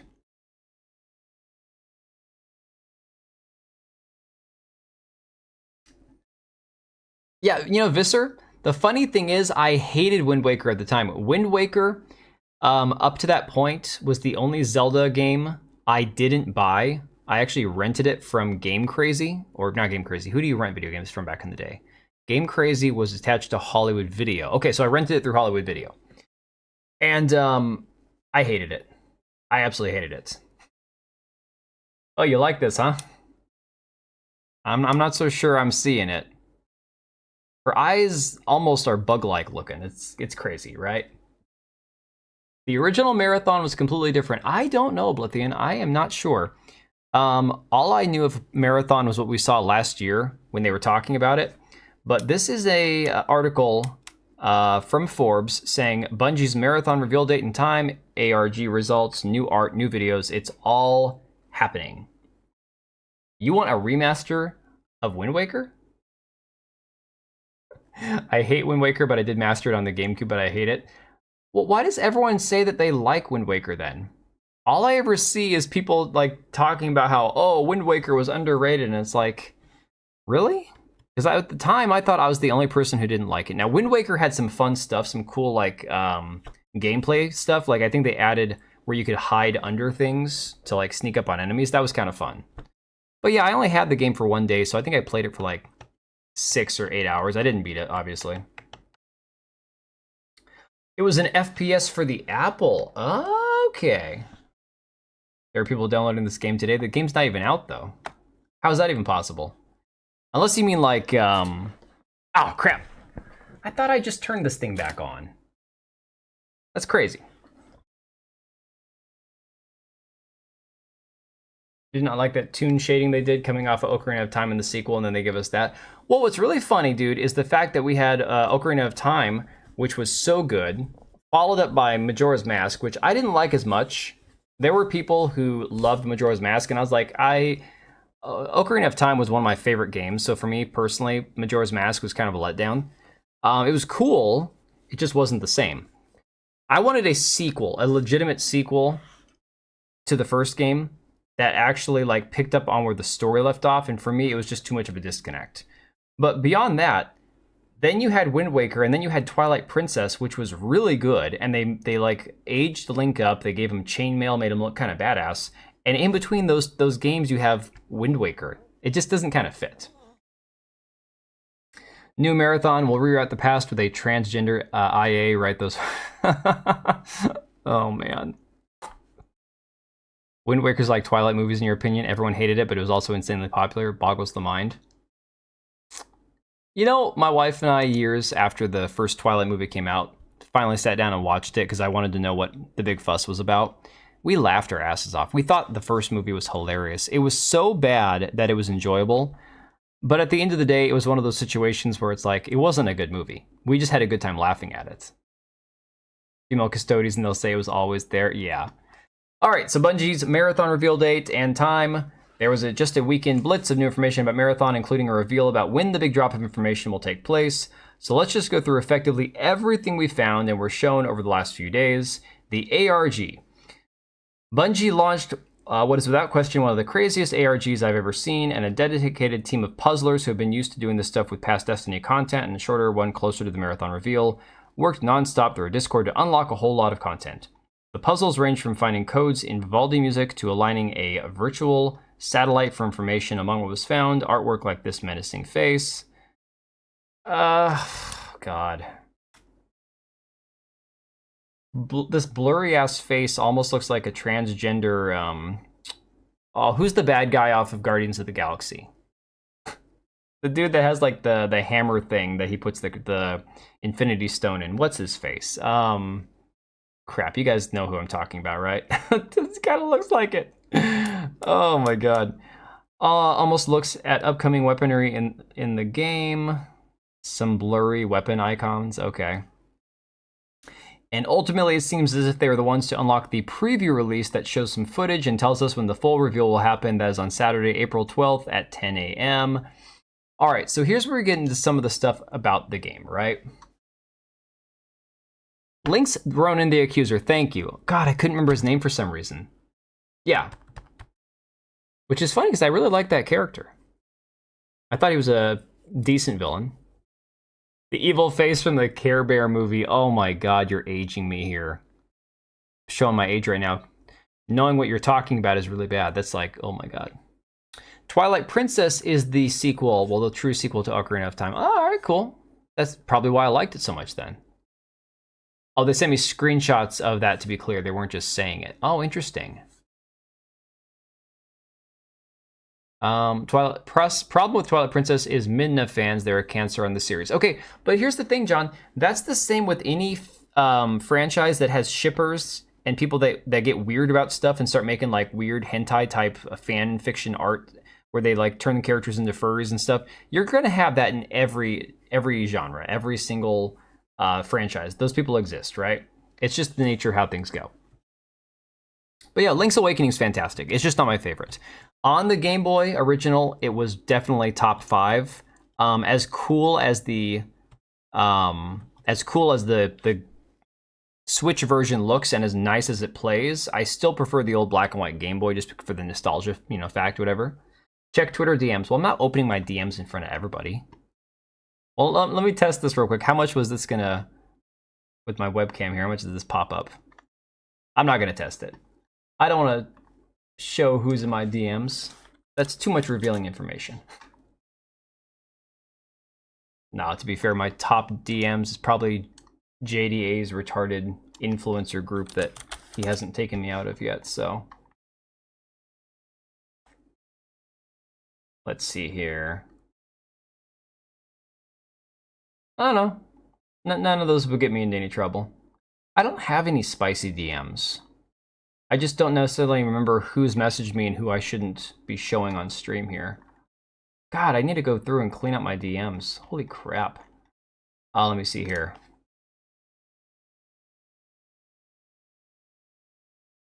What am I looking at, Librium? What on God's name am I looking at? Producer on Marathon. Yo. Okay. See, this is gonna show my DMs anyways, man. I can't do this where it doesn't like show who I'm talking to. But here, so here's this one. Okay.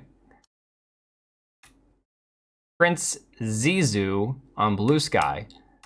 That same guy from Twitter, gay as F, weightlifter, producer on Marathon, Pitbull Dad and Pokemon Master, BLM, trans rights, Chinga La Migra, kindness is action, IG in Discord, Prince Zizu. Wow. Okay. Yeah, Marathon is gay, dude. Holy crap. Woke up hearing my voice with YouTube on autoplay. That's creepy, man. That is so creepy. Spiciest one is yours, probably. Hiding some hot celebrity? Not even, dude. You don't want people to see that special pic you sent me? Yeah, no. No, honestly, it's only because like I don't necessarily know who the last person to message me was, and if it's something personal, I don't want to put it on like full screen. Pitbull Dad might actually be the worst of them all. Let's not even get into the Pitbull debate or discussion right now. I've got very mixed feelings on that entire topic. All right, so what is Marathon? It's a new sci-fi extraction shooter and Bungie's first completely new project in over a decade, coming to PlayStation 5, Xbox Series X and S, and PC with full cross-save and cross-play support. Marathon's a team-based extraction shooter and the first completely new project from Bungie, the creators of Halo and Destiny, in more than a decade. Set on the mysterious planet of Tau Ceti 4, Marathon will see players inhabit the bodies of runners, cybernetic mercenaries who have been designed to survive the planet's harsh environments. Players will engage solo or in crews of 3, searching for mysterious alien artifacts, as well as for valuable loot and new weapons and gear that they can add to their collection. People don't understand. We just talked about how basically this game kind of looks like The Cycle. And, hang on. He's a good friend with Cypher, the second image. Smash covered Cypher. I'll have to pull that back up in a minute. Hey, Vernum. You're going to send me something personal right now. Guys and gays and Arkham patient. Yeah, never live live show off DMs, even a bad idea with work emails. Yeah, exactly. House at E. House at D4. Interesting. All right, Oblivion, have a good night, dude. All right, so the game looks like The Cycle from what I've seen, but it looks like The Cycle and Concord had a baby, okay? Nothing compares to a warm, dead body. That's creepy. Join us on Saturday, April 12th at 10 a.m. Pacific time for the Marathon Gameplay Reveal Showcase. Weird that they use Pacific time. I wonder if they're in Washington also. They probably are. Well, I mean, it's... Ooh, is Bungie still based in Washington because they were a Microsoft studio? I should know this. I live here. Do they even run a marathon during the game? Probably not. Why isn't my Discord pinging you about streams? You know what, dude? It should pop up in the YouTube notifications. Let me take a look here. Hang on. Let me see if this one actually did or didn't. Because I've got it set to do that. 9:41, man. I don't know. Maybe you don't have notifications turned on. Just saying. Pretty sure all these new developers are taking cues from South Park's pseudo spoof of Kathleen Kennedy, Make It Gay. Yeah, pretty much. In fact, actually. We were just discussing ideas of what to do with the new Prince Eric movie. Put a chick in it, make her gay. Put a diverse woman in it, make it gay. But Mrs. Kennedy, Bambi's a baby deer. Fuck baby deer, put a chick in it, make her gay. I swear that never gets old. It never freaking gets old. All right, so here is Marathon. Not actual gameplay. Well, there's no gameplay at all. See how loud it is. Probably a little too loud.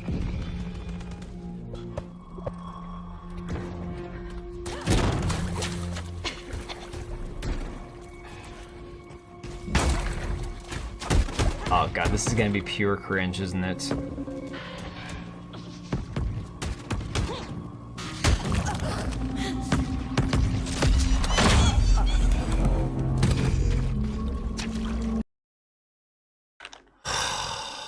Look at these frickin' rubbery ass looking knee boots, these knee-high boots here.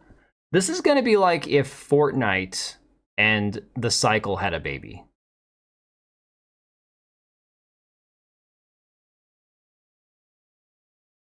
She likes the flapping clams. You sent the interactions from the devs over on Blue Sky. Okay, I'll pull that up in a minute. Hang on. Let me see here. Kathleen doesn't make things gay, she makes things lesbian, just to be clear.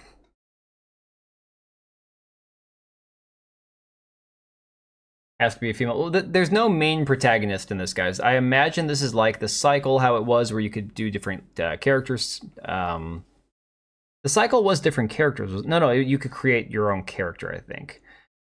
Do you guys remember that game that came out? It was an extraction shooter. Somebody in the chat would probably remember what I'm talking about.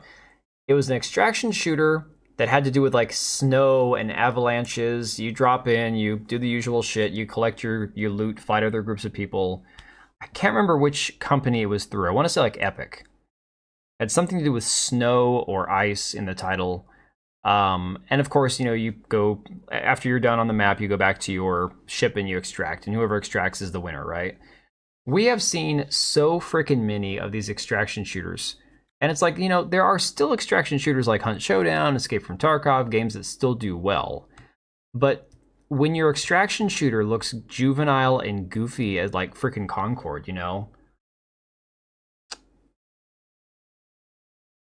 let's see, that was months ago. What are we talking about? Looking at the way they do the trailers and the materials they've sent out to all the shillfluencers, the one thing I'll give Bungie is that they have a very strong sense of style, even if you dislike it. Yeah, I don't like the style. Is it Anthem? It's not. This is Marathon, not Anthem. Anthem is dead, isn't it? You played it, but you forgot. Snowbreak or it's not SnowRunner. That's the actual game. Crap, I cannot remember the name of that game. Oh, it died super fast, and it ran like shit on my computer. It ran terrible. And then there was the game, the drag queen game from Sega. Hyenas. That was another extraction shooter that never even made it to the alpha stage. I played like the very, very, very early alpha or pre-alpha, and it got canned. $70 million down the drain, right? Fortnite, my friend, the devs got told make it so Fortnite players will play it. Probably. Yeah, it was a frozen environment. Everything was covered in snow. Just know when I see this sort of art style, I don't like it. Was Dead Giveaway with the vampire game everyone was hyped over. Oh, Redfall? Was that Redfall, I think it was called? Yes, the cycle was the PvE, PvP extraction shooter. I don't know what led to it actually dying. It was a very well-conceived game. I actually played it a couple times and thought it was really decent as far as a game went. It just, I don't know why it didn't materialize. You don't remember a snowy frozen game? No, dude, Avernum, I swear it was a extraction shooter in snow. Hang on, I'm gonna find the name of it, unless one of you guys find it first. And the thing was, the entire map was covered in snow. Let me see here. Extraction. And it didn't even get launched, I'm pretty sure. I think you played it like 10 times. I played it like twice, okay?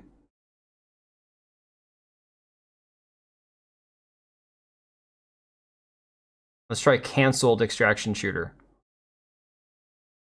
Snowfall. That might be the right name.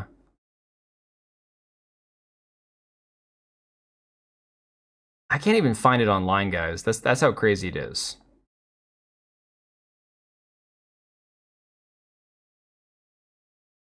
Ask Rock about it, explain to it properly, pretty decent at finding stuff. You probably don't have a bad idea there. Hang on. Canceled. You know which one I'm talking about, casual gaming? Okay, so it's not just me then. Are you thinking of that very hyped scam game extraction shooter? No, not the one that the devs were legit just scamming people. That was Day After Tomorrow with zombies. Yeah, not that one, guys. This was one that was third-person combat. You're in snow, no zombies. Nah, it wasn't pre-2019, I don't think. Canceled extraction shooter in snow.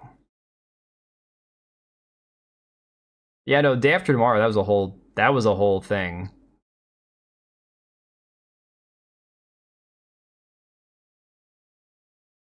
Damn, I cannot for the life of me find it.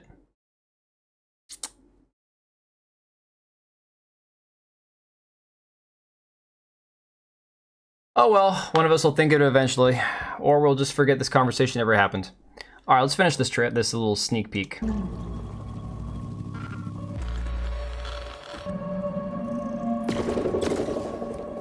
Yeah, I hate it.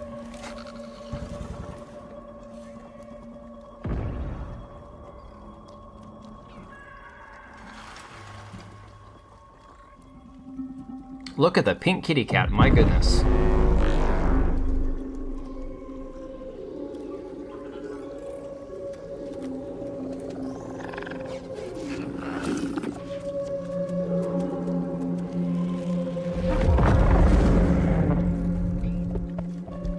Well, I'm hyped now.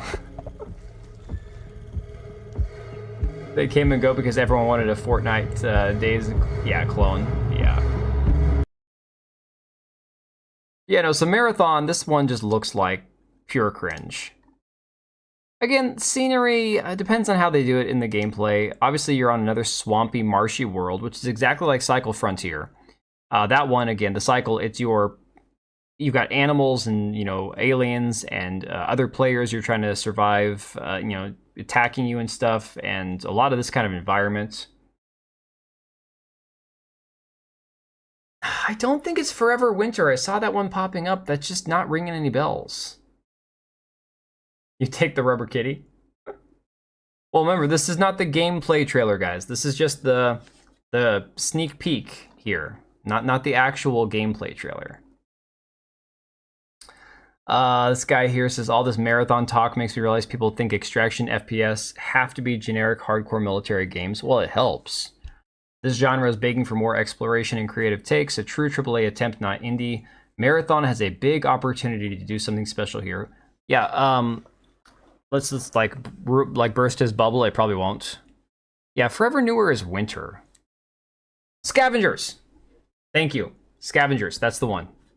I knew that somebody would think of it. Yeah, that one, I don't even remember how long it made it, like maybe a month. It might have been in beta when they canceled it, in fact. I don't think it ever officially released. The Unending War of Ragnarok. Yeah, no, it was Scavengers. That was the one. Oh, thank God. I was losing my mind there for a minute. All right. So, that being said, this is the same Marathon game, okay? The hands in the air and everything. Dude, that was such an epiphany. Like, when you said that, I'm like, oh my God, that's it. You never would have guessed that one. It was all snow. It's as far as I remember, the one map they had was winter. It was covered in snow. Did you guys ever play that freaking? I think it's an extraction shooter with dinosaurs that they made. I can't remember what that name of that game was. I appreciate it, man. That you saved my mental state for the rest of the night. Never played it or heard of it. It was a thing. It was a thing for a few minutes. Show us gameplay? You want to see gameplay? Okay, hang on a second. Let me see if I can find Scavengers gameplay.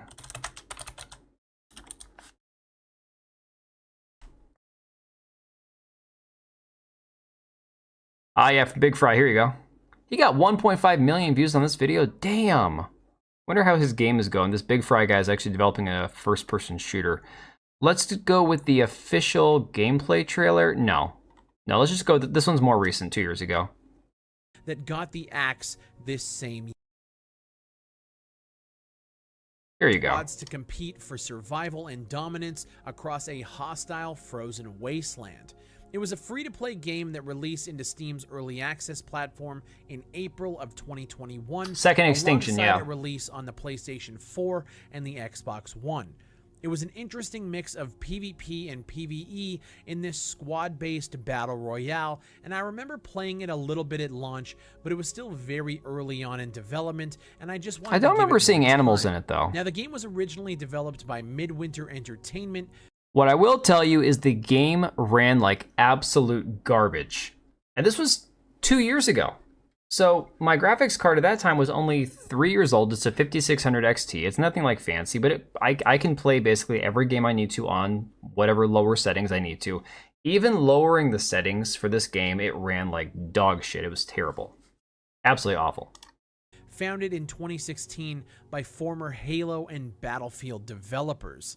In March of 2018, Scavengers Yeah, Wild, was it just announced, dropped off the being face of the built earth. on Unreal Engine and utilizing Improbable's Spatial OS cloud-based game development platform. And with that, a multi-million-dollar investment in the game by Improbable. Now, Improbable had previously raised over $500 million in funding, and they were... Wait.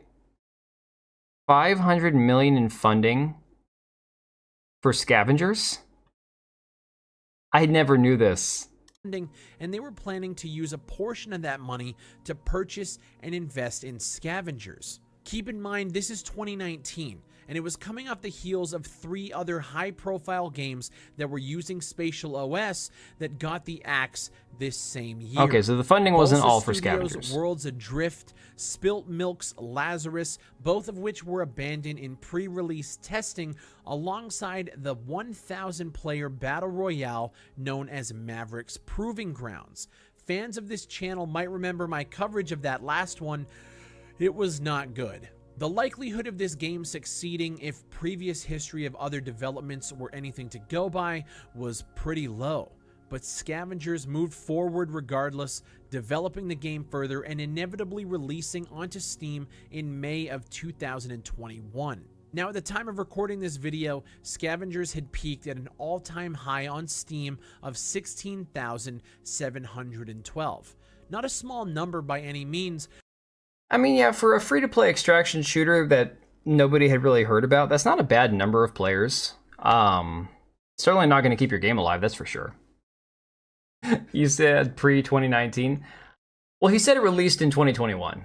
So, but again, yeah, it was developed before then. Yeah, so they had that $500 million that they split, I guess, between 3 games. It looks like, essentially, but that were all failures. That's incredible. What a waste of money. Like, holy crap. But for a studio and a game that received multi-million dollars in funding, that was a pretty bleak outlook. The numbers dropped off a cliff almost instantly as gamers grew more and more tired of the battle royale genre, tired of early access unfinished games, and free-to-play models starting to drain gamers' wallets for said unfinished content. Yeah, the thing about this is, I don't know the reason specifically why this game just didn't take off. Obviously, there's a lot of other factors you can, play into, whatever.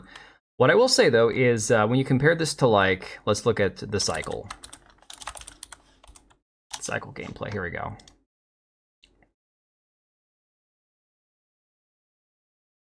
I will say the gameplay of the Cycle was far better. Like, far superior. The only problem with the Cycle was, like, for example, the weapons were slightly more realistic than, let's just say, space-age weapons, but they still almost felt and looked a little cartoony. But it was first person instead of third person, so for me that's much more like a higher appeal. I don't prefer, like, I prefer first person over third person games, for real. I've spawned some leadium gas vents nearby. See if you can call down some refiners on them. But you can see what I'm talking about with Marathon, right? It has the same kind of feel and look. You've got the wildlife, you've got the swampy areas. Let's join up. It's gonna be very, like, this whole Marathon game is gonna be interesting to see.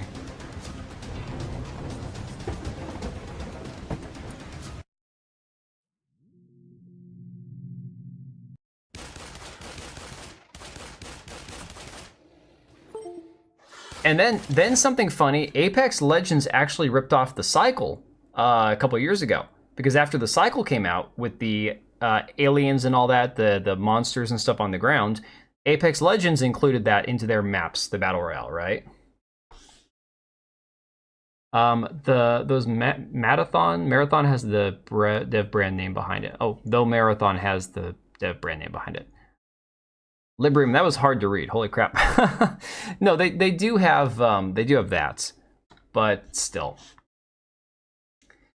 The sequel to the Cycle is the Bicycle. Please direct your groans at the screen. Yeah, that was terrible, man. I'm sorry. That was awful. Again, not looking at what exactly happened, but this is normal to shut stuff down after that. Yeah, exactly. Growing to hate the free-to-play model I wanted to really enjoy Once Human, but it's free-to-play irks me. Your bad words are hard. Well, reading is hard. It's harder if you're stupid, and clearly tonight I'm having a hard time with that. But here's the thing about it, right? Apparently the studio who made Scavengers got acquired by the Dead by Daylight devs and moved the game over to focus on their game. Interesting. Okay. We don't have Marathon's gameplay yet, Truth. That comes out on April 12th. Right now, we just had that one little that trailer, if you want to call it that teaser trailer. What I was thinking though, what were we talking about? Scavengers, Marathon. Oh, so just in August of last year, apparently, Marathon was being compared to Suicide Squad: Kill the Justice League. I'm not even kidding. So we're probably not going to touch the whole Minecraft movie thing tonight. I'm going to wrap this up very soon here. Best things in life get hard. Oh, you're going to make me do it. All right. So this is an article from Insider Gaming from back in August of 2024. It says the views around Bungie's upcoming extraction shooter Marathon don't appear to be all that good. In an appearance on the Friends Per Second podcast, that's kind of gay. What a gay name. Bloomberg's Jason Schreier, also gay, was asked for a temperature check on the state of the game. And his response, as you could have expected after the past 2 weeks, wasn't all that positive. Not great from what I've heard. So the thing about this is I think at the same time that this article came out, there was about 100 or so employees who got let go at Bungie, as I recall, because I covered this at the time. Blacklight Retribution was a good model until they blew it with squabbling and porting the PS4 versions to PC. So he says there's a reason that it was planned for this year and slipped a whole year. People who I've talked to are a little pessimistic about it even hitting its current planned deadline, but we'll see. Schreier added that he doesn't know exactly when the current deadline for the game is, but it's believed to be sometime in 2025. Well, here we are in April. We're finally going to see a gameplay trailer, right? Okay. So this was back in August, so 8 months ago, roughly. Warframe is almost as old as Blacklight Retribution would have been today, and they still kept it going since 2013. Yeah, and they've done nothing but improve the game time, time over time. Schreier added he doesn't know exactly when the current deadline for the game is. I mean, the sentiment I've heard is not great around it, and at least as of a few months ago. The development of the Marathon reboot has been shaky at best over the past couple of years. The game had a specific gameplay loop that included customizable characters only to change to having a cast of heroes to choose from instead. That's a very bad sign. On top of that, Christopher Barrett, who was Marathon's game director, was replaced earlier this year by former Valorant game director Joe Ziegler. Oh my god. No! Valorant is so cringe. The game even lost its executive producer not long ago as well.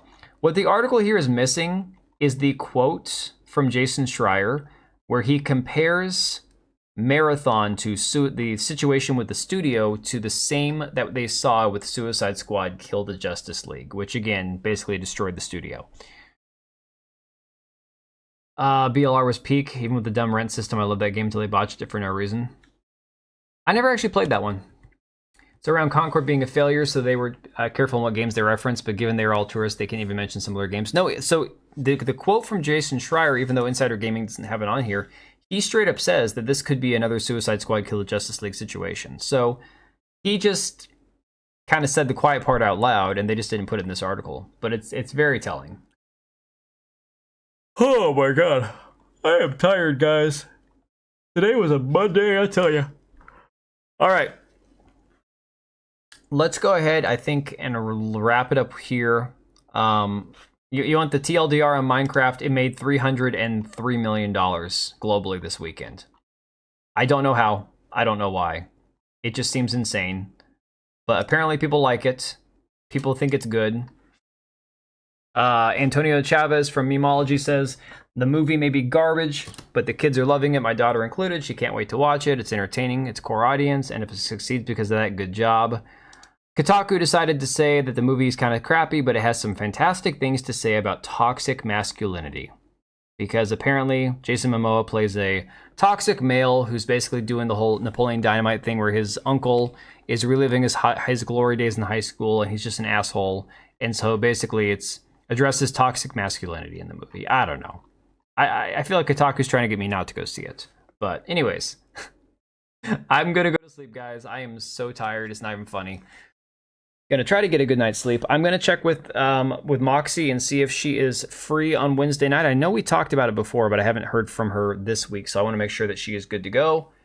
We should have some fun stuff to talk about on Wednesday because there's always some weird shit that kicks off. This is why I've decided that Wednesday streams I really need to do like an actual like have a guest and do a discussion, because I feel like midweek there's always some really weird shit that happens. So it's definitely a good time to have a guest on and talk about stuff. All right, guys, I appreciate y'all hanging. Thank you again for the raid, Moxie. I know you're not here anymore, but I will catch most of you, I'm sure, on Wednesday. And in between then, I'll try to get some videos out. Make sure you check out the second channel. A lot of times the videos on there take a while to make it through the algorithm. It'll have like 30 views the first day, and after 5 days, it'll look at 2,000 or whatever. But I cover other stuff on the other channel. It's linked down below. News, entertainment, some politics stuff. But yeah, I'm going to get some sleep, guys.